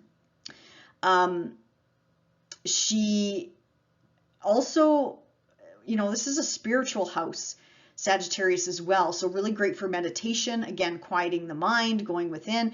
But what I'm feeling, I'm just trying to, what I'm feeling for you is just, yeah, like a sense of calm in chaos, or happiness, like joyfulness. Like Venus is going to bring that to you. Again, this is a hidden house. This is behind the scenes. Yeah, I'm just feeling joy and happiness and love for you, Sag. So I think that's what Venus is going to be bringing you in the month of December, which is awesome. That's incredible. Now, I'm going to just put it out there. Venus in this spot, though, she could bring in secret relationships at this time, whether you're married or not. I'm just putting it out there. Okay. I'm not saying, you know, your partner is going to cheat on you or you're going to cheat on somebody, but watch out actually for those accusations. Now that I'm saying that out loud, watch out for that, Sag. Watch out for accusations of like, oh, you're cheating on me, and oh, you don't love me, and do you love me or not? Do you want to marry me or not? Nah, just whether that's you and those thoughts bubbling up, or your partner, your love partner. Watch out for things like that as well. Is it going to happen to everyone? No, but it popped into my head as soon as I said that, as soon as I said about, you know, possible secret relationships. So anyway, Sag, just, you know, nothing to be worried about or scared about. Like, your partner's not going to cheat on you. It's just, the energy is there. Anything going through the 12th house is quite hidden, secretive, things like that. So just be mindful of that. And then Mars, again, is in your sign still. You know, it hopped in there November 24th. So Mars is giving you the action, the motivation, the passion, the drive to go after whatever it is that you want, whatever it is, because this is your first house, Sag. So again, I feel like you'll be able to tackle anything this month. In particular, anything to do with children, creative projects, hobbies, passions, romance, dating. If you are single, actually, yeah, this could definitely be a transit if you want to go after a love relationship. Yeah, that's possible as well. And yeah, this is just, you're going to have a lot of fire under you this month, Sag. Yeah, you're going to have a lot of energy. I think I already mentioned that in the beginning. Think back to, let me just see here. Yeah, May, June of this past year, 2023. What were you trying to manifest from a home-related matter, family matter? This could also have something to do with mom, dad, parental figures in your life, or a work-related matter, health, diet, routine, pets as well. The reason why I say that is because you're going to see forward momentum, forward movement when it comes to fourth house related matters and sixth house related matters, because that's when we had Jupiter and Saturn in a opportunity aspect in May and June. Now they're both direct. So we should start seeing forward momentum when it comes to home, family, foundation, children. I keep hearing kids. For you, Sag, I keep hearing kids. Okay. I'll put it out there. Yes, kids. We get it. Sorry, I'm not talking to you. I keep hearing it. And then Jupiter being in your sixth house, which, again, super busy house, very jam-packed, day-to-day duty, responsibility. But again, your health, your pets, work, your work environment, your work colleagues, something along those lines should start to move forward, I hope, in a positive way, because it is a sextile. So it's an opportunity that should be coming up during this month, Sagittarius. So I think that's about it, Sag. So I wish you a wonderful December, and we'll see you back here next month. Bye for now. Hey Capricorn, okay, let's talk about where I think your focus is going to be this month. So Capricorn, if you look at the chart, you have a lot of energy in the 12th house and you have a lot of energy in the first house.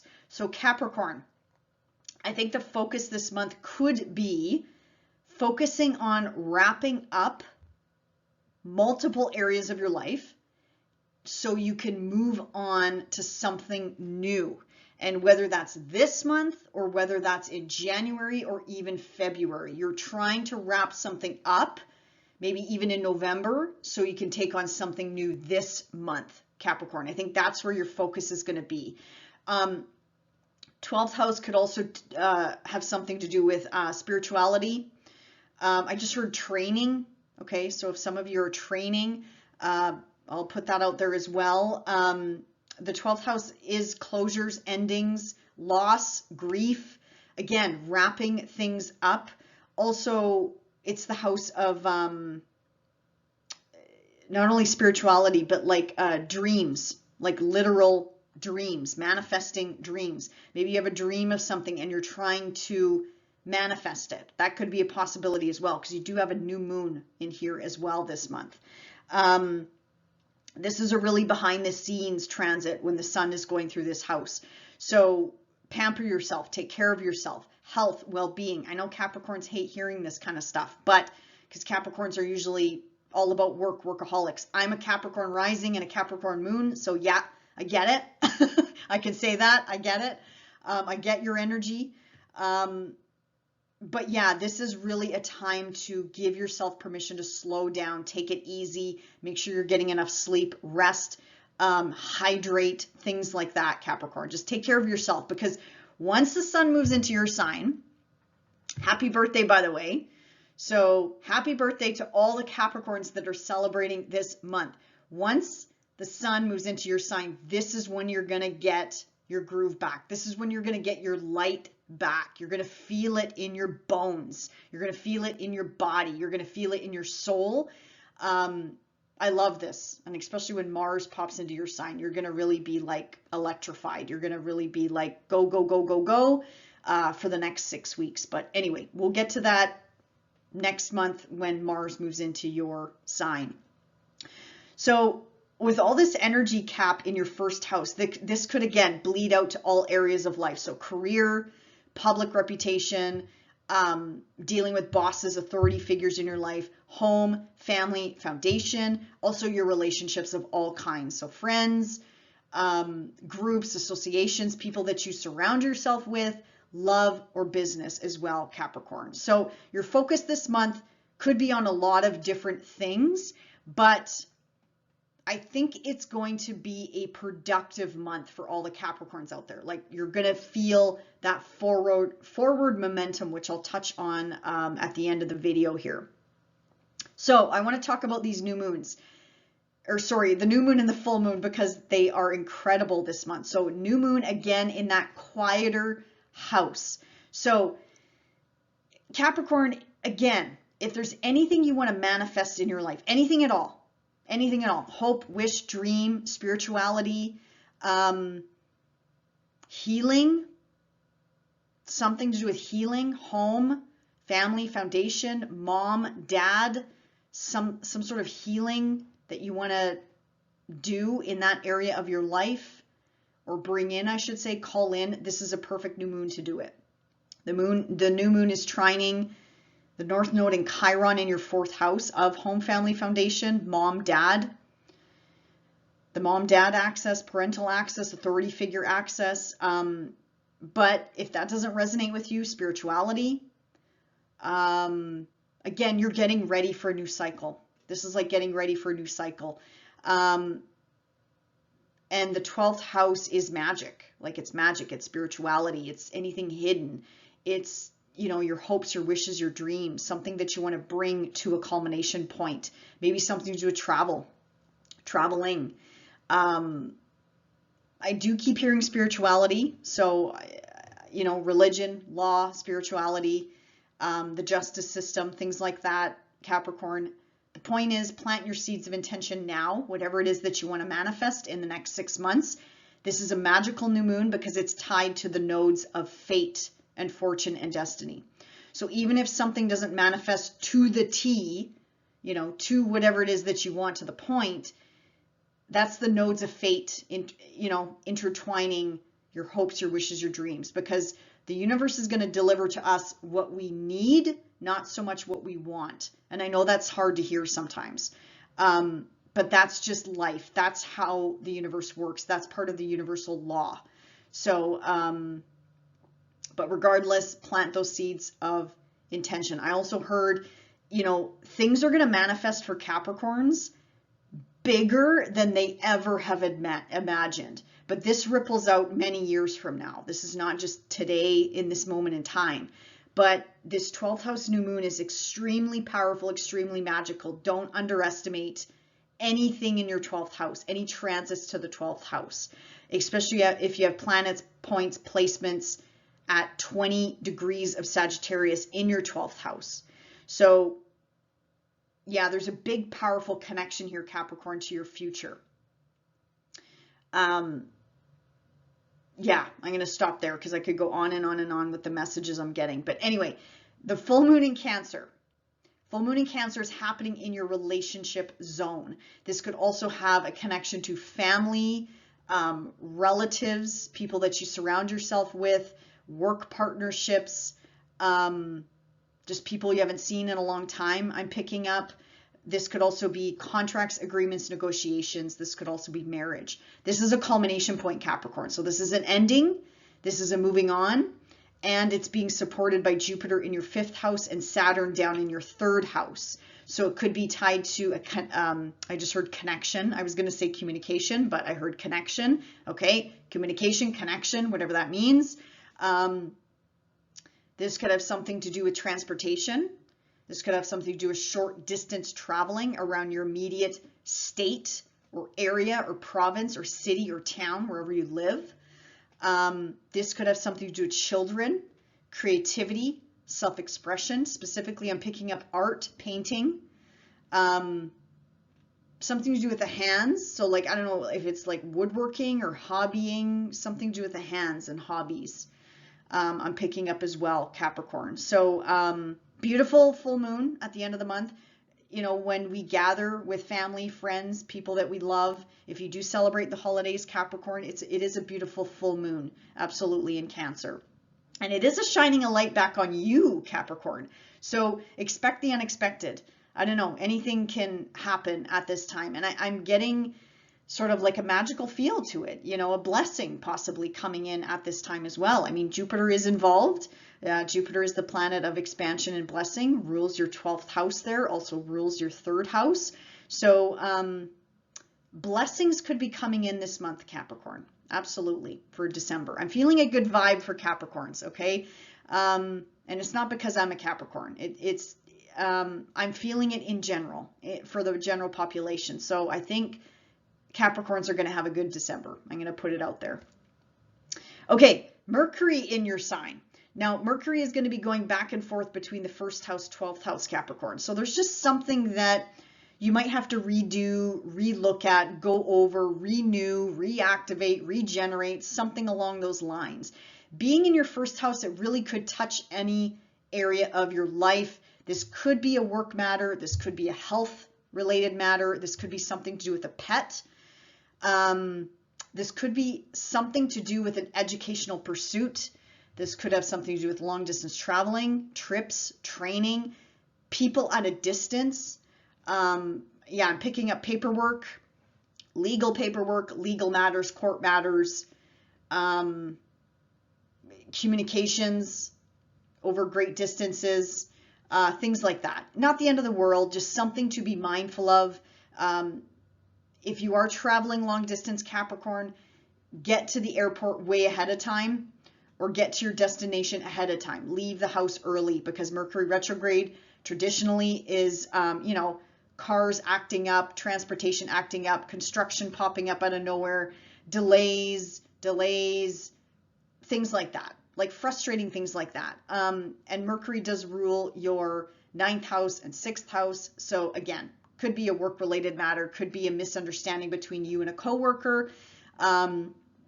So just be mindful, nothing to be scared of. We have these 3-4 times a year, nothing to be scared of, but it is in your personal sign. So it's clearly going to affect you personally, Capricorn.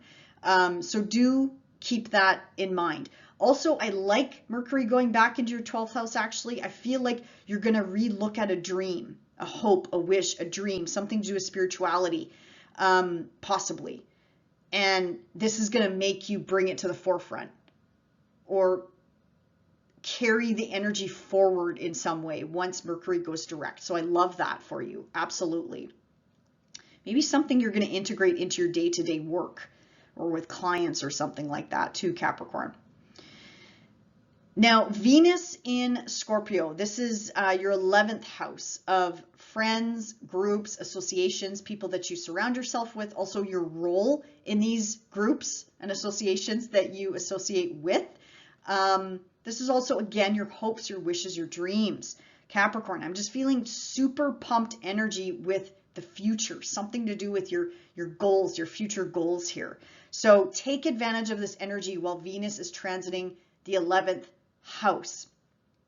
You could find love, if you're single, you could find love in friendship groups and circles that you connect with, that you associate with. This could be somebody that you know, or it even could be an older sibling. If you have an older sibling, maybe an older sibling connects you with somebody or knows somebody, or I don't know, hooks you up on a date, a blind date or something like that, Capricorn. That's a possibility here. But all in all, Venus should be blessing you, bestowing you with, love, beauty. Actually, this could even attract money in from friendship circles. That could be a possibility as well. But your relationships with your friends is what I'm trying to get at. This sort of smooths things over, makes the relationships go a lot better, having a good time, things like that, Capricorn. So that's a really beautiful energy for you for the next 4 weeks. Mars in your hidden house. Again, this is really interesting. Mars in the 12th house. Mars doesn't like to be in the 12th house, but it is a fire house and he likes, he's a fiery sign. So Capricorn, if you're feeling the tension or the energy rise in you physically, spiritually, get it out of your body, exercise. And I'm not talking like yoga. I think you need something a little bit more aggressive than that. Or like I'm thinking, what do you call that? Tai Chi. Try to walk, vigorous activity, running, jogging, sprints, doing burpees. That's so weird. I don't know, burpees popped into my head. You know what I mean? Like just something a little bit more aggressive to get it out of your body, because it is Mars, it is a fire sign. And I'm not saying you don't have to do yoga or Tai Chi, but try to make it a little bit more intense. Make it like a good workout to get the energy out of your body so you're not going a little bit stir crazy there. But again, Mars in here, make sure you have proper sleep habits because Mars can keep you up at night. Go, go, go mentality. So again, make sure you have proper sleep habits. That's just something I recommend. And again, this has to do with closures, endings, loss, wrapping things up. So Mars is helping with this, okay? Mars is helping you clean out the closet so you are starting a brand new cycle when Mars pops into your sign. And I know that's also starting when the sun pops into your sign, but Mars is really going to get your motivation back as well once he hops into your sign. And I love Mars when he hops into earth signs. He's just, to me, he functions almost at his best. And it's like practical, get your fingers in the soil, let's go. Like, let's just get things done. Okay, so that's Mars. Now, Capricorn, think back to May, June of this year. We had a sextile between Saturn in your 3rd house, Jupiter in your 5th house. So something that you tried to put in motion back then, you should see the results of it right now in December. Something should come to the forefront. So again, this is a connection between 3rd house, day-to-day communications, transportation, short distance traveling, trips. This could be siblings, cousins, neighbors. And then Jupiter in that 5th house, the connection here is something to do, well, first of all, a blessing, but something to do with children, maybe starting a family, creative projects, creativity, self-expression. This is also the house of romance, dating, gambling, just having fun, Capricorn. This is like letting loose and having fun. So there should be forward momentum in these areas of your life, or at least one of these areas of life. You should start to see some positive movement forward. And again, Saturn is your planet. You are ruled by Saturn, you in Aquarius. So again, you are deeply impacted when Saturn goes retrograde, but when he goes forward, yeah, you start to see those results. You start to get your momentum back. So that is a blessing in itself, with Saturn going direct in your 3rd house of communication, traveling, trips, transportation, things like that. All right, so Capricorn, I'm going to end it there. I wish you a wonderful December, and we'll see you back here next month. Bye for now. Hey Aquarius, so let's talk about where I think your focus is going to be this month. So if you look at the chart, the 11th house, the 12th house is being lit up, Aquarius. So 11th house is friends, groups, associations. It's also the role you play in these friendship circles, groups, associations, humanitarian efforts as well. This is also your hopes, your wishes, your dreams, your long-term goals. And then when the sun moves into Capricorn, this is like a resting up before your season comes around, Aquarius. So this is like resting, rejuvenation. This is going within. This is spirituality. This is just wrapping up the year, you know, reflecting, Aquarius, you know, what has happened for you in 2023, you know, reflect, journal if you're into that. What do you want to manifest in the year ahead? I know it's not your birthday season yet, but we're getting there. We're like, you know, we're on the cusp. So Aquarius, start thinking about these things, you know, especially with that 11th house new moon. Yeah, start thinking about those long-term goals, your wishes, your hopes, your dreams, you know, reach for the stars, basically, Aquarius. And again, take care of your body. This is really good for spirituality, meditation, just in general, wrapping things up. So the moons this month. So that new moon, this is making a trine down to your 3rd house of communication of all kinds, short distance traveling. This is, I just heard citizenship. Okay, I'll put it out there. Citizenship. Yeah, immigration, I'm also hearing. It is a 9th house thing, but I'll put it out there. Transportation, siblings, cousins, neighbors. It's a very busy mind-related house, Aquarius. It's also education, teaching, things like that. So anything you want to manifest, as I mentioned, in the next 6 months and beyond, because I mean, you will get your new moon, you know, soon enough. But this is the 11th house of hopes, wishes, dreams. So reach for the stars, Aquarius. And it's trining the North Node and sextiling the nodes of fate, fortune, destiny. So yeah, Aquarius, all I can say is, yeah, reach for the stars. Take advantage of this new moon on the 12th. Now, the 26th of the month, we have a full moon in Cancer. Now, this definitely coincides with the holiday season, Aquarius. So this definitely could have something to do with family, traditions, people that you haven't seen in a long time, getting together, your roots, ancestry, your home, place of living, things like that.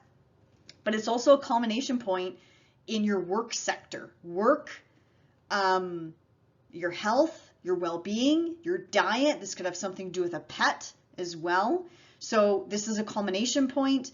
This is also being blessed by Jupiter and Saturn, your planet. You are ruled by Saturn. So I love this. Absolutely love this for you, because this could be tied to, as I mentioned, work. This could be tied to finances. This could be tied to home, family, foundation. And this, Aquarius, is positive movement forward for you in some really constructive houses, I'm trying to say at the same time, work, career. This is excellent, Aquarius. Maybe it's you finally got that job and it's like you're finally rolling with it. You're rolling in the cash, you know, and maybe you have plans to move or relocate, or again, something to do with home, family, foundation. This is a blessing coming in at the foundation of your chart. So finances and home and family. So I love this, Aquarius. I love the moons this month. I think December as a collective, I really do hope personally and as a collective, we have a better month ahead of us for December. Now, Mercury in Capricorn, Mercury is going to be transiting back and forth here between your 12th house and 11th house, Aquarius. So Mercury in Capricorn takes on more of a serious tone. There could be more focus on work, more focus on getting things done, as I mentioned, wrapping things up. But when Mercury backs into your 11th house, there could be a miscommunication with a friend, a group, an association that you belong yourself with or that you associate with. It could be a miscommunication with regards to your role in these groups, associations, friendship circles. It just could be a miscommunication even on a financial related matter, something to do with your children, miscommunication about your kids, or something, a miscommunication with a loved one, even a romantic partner at this time. This could even be reassessing those hopes, those wishes, those dreams, those long-term goals that you're trying to reach for, Aquarius. That could be it as well. It could be just a detail that you missed if you're signing any contracts, agreements, negotiations at this time. Could be just a detail that you missed. Again, not the end of the world. We have this transit 3 to 4 times a year in different signs. So it's just something you have to redo or go back over. Or again, it could be just a miscommunication and you have to clarify something. You know, again, not the end of the world here. It's just something you got to revisit again or redo or reassess at some level, either in January or February or March. That's all. Now, let me just see here. Venus and Scorpio. I love this for you, Aquarius. So this is, first of all, if you're single, you could find love at work at this time, or you could be attracted to somebody at work at this time, or somebody could be attracted to you, vice versa. This is really incredible for career matters, Aquarius. So this month, I think career matters, relationships should go a lot smoother this month. This could also improve your relationships with your parents, mom, dad, authority figures, bosses in your life at this time. Also, Venus attracts in money. So again, money coming in from work sources, from bosses. If you maybe try to go for a raise, this is actually a good month to maybe ask for a raise or a bonus or things like that. Not a bad time to do it, Aquarius, not a bad time. But you have 4 weeks of this. Take advantage of it. I think your career sector is going to go a lot smoother over the month of December. Now, with Mars in Sagittarius, again, amping up that 11th house, this is going to amp up that energy of going after what you want. Your hopes, your wishes, your dreams, your goals, your long-term goals, your passions, your desires, maybe something to do with travel. Maybe something, I heard citizenship. Okay, I'm going to throw that out there. Maybe something to do with citizenship or paperwork or international matters at this time. Long distance traveling at this time. Do watch your communication. Watch how you communicate. You might have a sharp tongue this month, Aquarius, so just be mindful of that. But Mars in the 11th house, yeah, definitely motivation, passion to go after what you want. Watch out for friction with friendship circles, groups, associations that you belong to. Mars is a double-edged sword, so Mars could, again, ramp up, give you motivation, drive, the energy, the courage to get things done, but Mars can also cause some inflammation and conflict. So just be mindful of that this month, Aquarius. I can also see you maybe getting into a heated discussion about beliefs or religion or something along those lines, maybe political. So pick your battles wisely, because I don't even know if it's going to be worth it, Aquarius, but you are a fixed sign. So I'm just going to put it out there at this time. What else here? Okay, think back to May and June of this past year.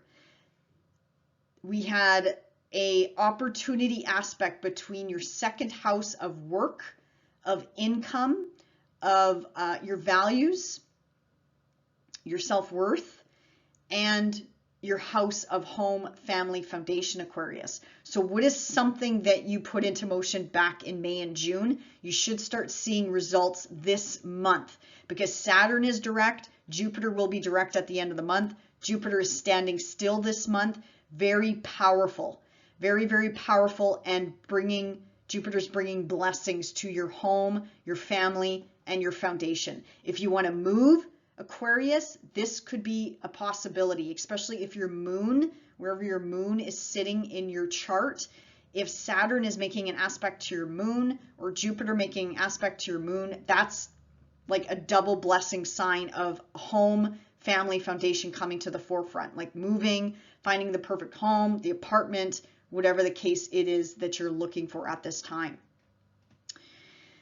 And again, it could have something to do with work, finding the right work or workplace, work coming through, money coming in, could be big money coming in at this time. Finally, you're getting paid, or you're getting paid your dues, or again, you finally got that job and you're finally moving forward and making those plans for the future, Aquarius. That could be a possibility this month as well. So I'm going to wrap it up there, Aquarius. I'm going to wish you a wonderful December, and we'll see you back here next month. Bye for now. Hey Pisces, so let's talk about where I think your focus is going to be for the month of December. So a lot of energy at the top of your chart in your 10th house of career, reputation, public image, public status. You know, this is like going from married to divorced, or single to common law, or common law to married, things like that. And I'm not saying you're going to break up, you know, or anything like that. This should be something that is already at the top of your mind as an example. Long-term goals. This is the legacy you leave behind, Pisces. This is authority figures in your life, including bosses. This is mom, dad in your life as well. So that's going to be the focus this month. Now, when the sun pops into Capricorn, the energy is going to shift to friendship circles, groups, associations that you surround yourself with. And again, this is your hopes, your wishes, your dreams, and your long-term goals. This could also put the focus on an older sibling, if you do have an older sibling at this time. So Pisces, that's where I think the focus is going to be. Now, I love the moons this month. As I mentioned, we have a new moon in your career house. This is incredible for you. Plant those seeds of intention, Pisces, of what you want to manifest in the next 6 months or so. And on top of it, this new moon is being blessed, being supported by Chiron and the North Node in your second house of finances and work. And it's actually even making a sextile to the South Node in your shared resources house as well, which is another financial house. So Pisces, plant those seeds of intention. What do you want to manifest when it comes to, again, career, public reputation, status, something to do with your parents, mom, dad, authority figures in your life? And it could even be tied to money or resources, or even getting rid of like debts, moving away from debts and being more empowered and self-sufficient and providing for yourself. That could be a new moon wish for you at this time. Now, the full moon in Cancer, which happens around the holidays, if you do celebrate Christmas or the holidays around the end of the month here, this is definitely going to highlight family gatherings, families coming together, children coming together, people that you haven't seen in a long time, Pisces. That's going to be the focus around this full moon on the 26th, but also highlighting your 5th house of romance, dating, pleasure, joy, children, creativity, self-expression, and it's also shining a light on that 11th house of friendships, community, people that you surround yourself with, and your hopes, your wishes, your dreams, Pisces. This is a culmination point though. This is an ending, this is a closure, so you can move on to something else at this time. Now this full moon is being supported by Jupiter in your 3rd house of communications, transportation, education, teaching, short distance traveling or trips around your immediate community or where you live. And Saturn, which is in your 1st house, is also supporting this full moon in your 5th house. So really, Pisces, this could bleed out to any area of your life because Saturn is in your 1st house. Beautiful energy.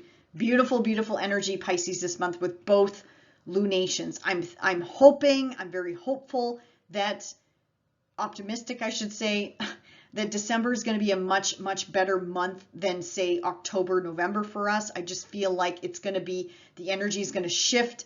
Venus is making a lot of aspects this month, infusing us with her positive energy. So I think, and again, I hope December is going to go a lot better for us, especially around these lunations this month. And there's a dusting of magic. You know, I have to put it out there. I'm getting this feeling as I'm doing these signs, I'm getting this feeling of like a dusting, a layering of magic, of destiny, of hope, of support for the month of December. So, like I said, I do hope and think December will be a good month for all of us Pisces. Now, Mercury and Mercury retrograde. So Mercury is going to pivot between your 11th house and 10th house Pisces. So this just means there's something that you have to relook at, redo, reassess. Not the end of the world. If you are signing any contracts, agreements, negotiations at this time, Pisces, just be mindful. Just be very mindful of what you're signing off on, and just know that anything that you're signing this month, in particular during the retrograde period, starting on the 13th, you might just have to redo something, like either in January or February or March. You might just have to go over something again.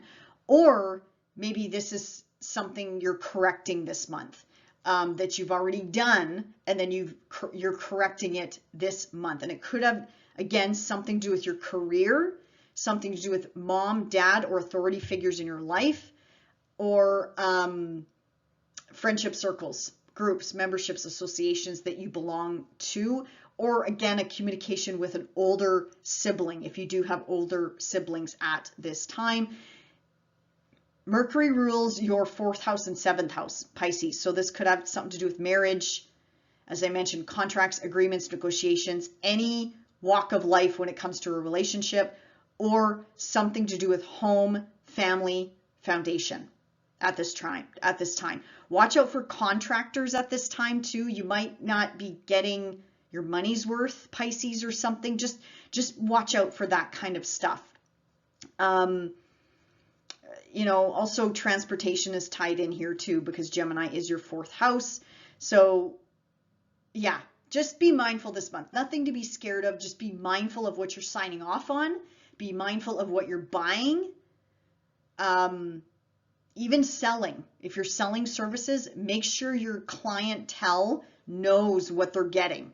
Make sure they don't expect too much out of you, Pisces, and then you got to backpedal and try to, I don't know, give them all this free work that you didn't sign off on, basically. So lots of things to just keep in mind here, Pisces, but definitely revolving around probably work, something to do with work, career, or like I said, membership, friends, circles that you belong to. Venus in Virgo is beautiful for traveling, long distance traveling in particular. Wherever Venus goes, she attracts. Pisces, if you're single, you could attract love into your life from a distance. So somebody overseas or somebody at a great distance could be a possibility at this time. But if you're involved in any, you know, legal battles, court battles, things like that, justice system, Venus in here is going to help you with that. Now, again, depends on your personal chart. I'm not looking at it right now, but in general, whole sign, house system, Venus in the ninth house usually smooths things over. So travel matters should go okay, except you got to keep in mind Mercury retrograde. Okay, Mercury retrograde, planes, trains, automobiles, however you get around, watch out for delays. Be prepared for delays. Get to the airport early. Get to your destination early, not on time. Yeah, so Venus in the ninth house is very beautiful, joyful. Like I said, if you do some traveling, you should have a good time. This is also really great for spirituality, religion, anything to do with dealing with people from different cultures or international matters in general. Citizenship, paperwork, anything like that should go forward more smoothly at this time. Mars in Sagittarius, okay, this is ramping up your career house again. So that is going to be part of your focus this month anyway, but Mars is going to be in here for another, I think, 4 weeks or so. So Mars is going to give you the passion, the motivation, the drive to go after career-related matters. The only thing here, because Mars is a double-edged sword, is look out for getting into conflicts with bosses or people in authority figures like police, the government. Be mindful of that. Pick your battles wisely, Pisces. That's what I'm going to caution you against at this time, just because, yeah, you're going to be fired up. You're going to be super fired up. This is at the top of your chart.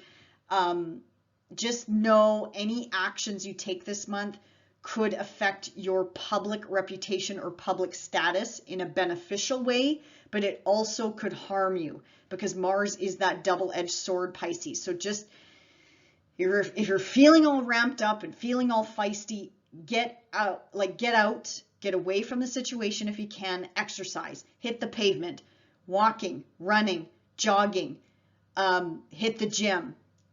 Get this energy out of your body somehow. Do jumping jacks on the spot, things like that, Pisces, to move the energy. That would be really beneficial for you at this time. But that's if, I'm not saying this is going to happen to all the Pisces, but that's if you're feeling the pressure, anxiety, the drive, again, something to do with your work or career at this time. Now, Pisces, think back to May, June of this past year. What was going on in your life in May and June? What were you trying to get off the ground? What were you trying to manifest, move forward with? We had a sextile between Saturn and Jupiter. And Saturn is now direct. Jupiter will be direct at the end of December. And they're making that sextile, that opportunity aspect again for you, Pisces. So this could be movement forward finally with regards to a community matter, a relative, anything to do with relatives, cousins, siblings, neighbors, neighborhood. Something is moving forward in a positive direction. It could be something to do with transportation, how you get around. Saturn in your first house, this could really touch any area of your life, but this could have something to do with, again, work, your career, mother, father figures in your life, authority figures in your life, bosses. This could also have something to do with your friendship circles, groups, associations that you surround yourself with, humanitarian efforts, or again, a hope, a wish, a dream, a goal, a long-term goal that you're trying to manifest, that you're trying to bring to fruition. Saturn's going to help you do this in the next 2 years, especially when he is moving forward. When he's retrograde, we're reassessing that energy. We're re-looking at things. The energy is internalized. But then once the planet goes direct, things start to crystallize. Saturn brings dreams to fruition. If you work with Saturn, I know it's easier said than done. With Saturn being in the first house is not easy. But I think I've said this before to you, Pisces. All of you are going to be rock stars by the time Neptune and Saturn get out of your sign. You're going to manifest beyond your wildest dreams. But that's only if you work with Saturn. If you go through this transit and you're like, oh, I'm the victim and I'm having such a hard life and blah, blah, blah, like, and I don't mean to be harsh, Pisces, I apologize. I'm a Capricorn rising and a Capricorn moon, so I do apologize. I do deliver messages sometimes blunt, straight to the point. But I mean well when I say, if you don't work with Saturn, if you play the victim, if you just somehow get through this transit without doing anything, without reaching for the stars, without bettering your life, going after what you want, Saturn, it's going to suck when Saturn goes into your second house. Let's just put it that way. I'm not threatening. I'm not, doom and glooming you. I'm ruled by Saturn. I feel this energy 24/7, 365 days a year because I'm ruled by Saturn. So I know once you work with Saturn, trust me when I say he brings you bigger blessings than Jupiter. Yes, bigger blessings than Jupiter. This won't be the last time you hear me say this, Pisces. And I'm sorry if I come off harsh or strong. That's also who I am. But I'm also trying to encourage you, Pisces. Use this energy. This is so incredible for all the Pisceans out there, especially Pisces rising. But it does not exclude Pisces sun or Pisces moon, because Pisces moon, you're restructuring your home life. You could be.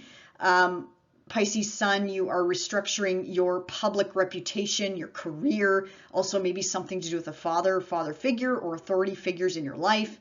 So, and then if you're a Pisces rising, this is going to impact all areas of your life. This is going to touch all areas of your life, Pisces. So, anyway, I apologize. I don't mean to go off on a tangent with you.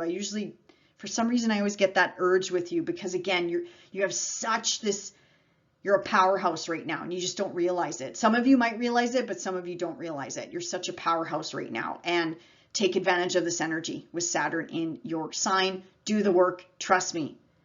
You are setting yourself up for 30 years of success.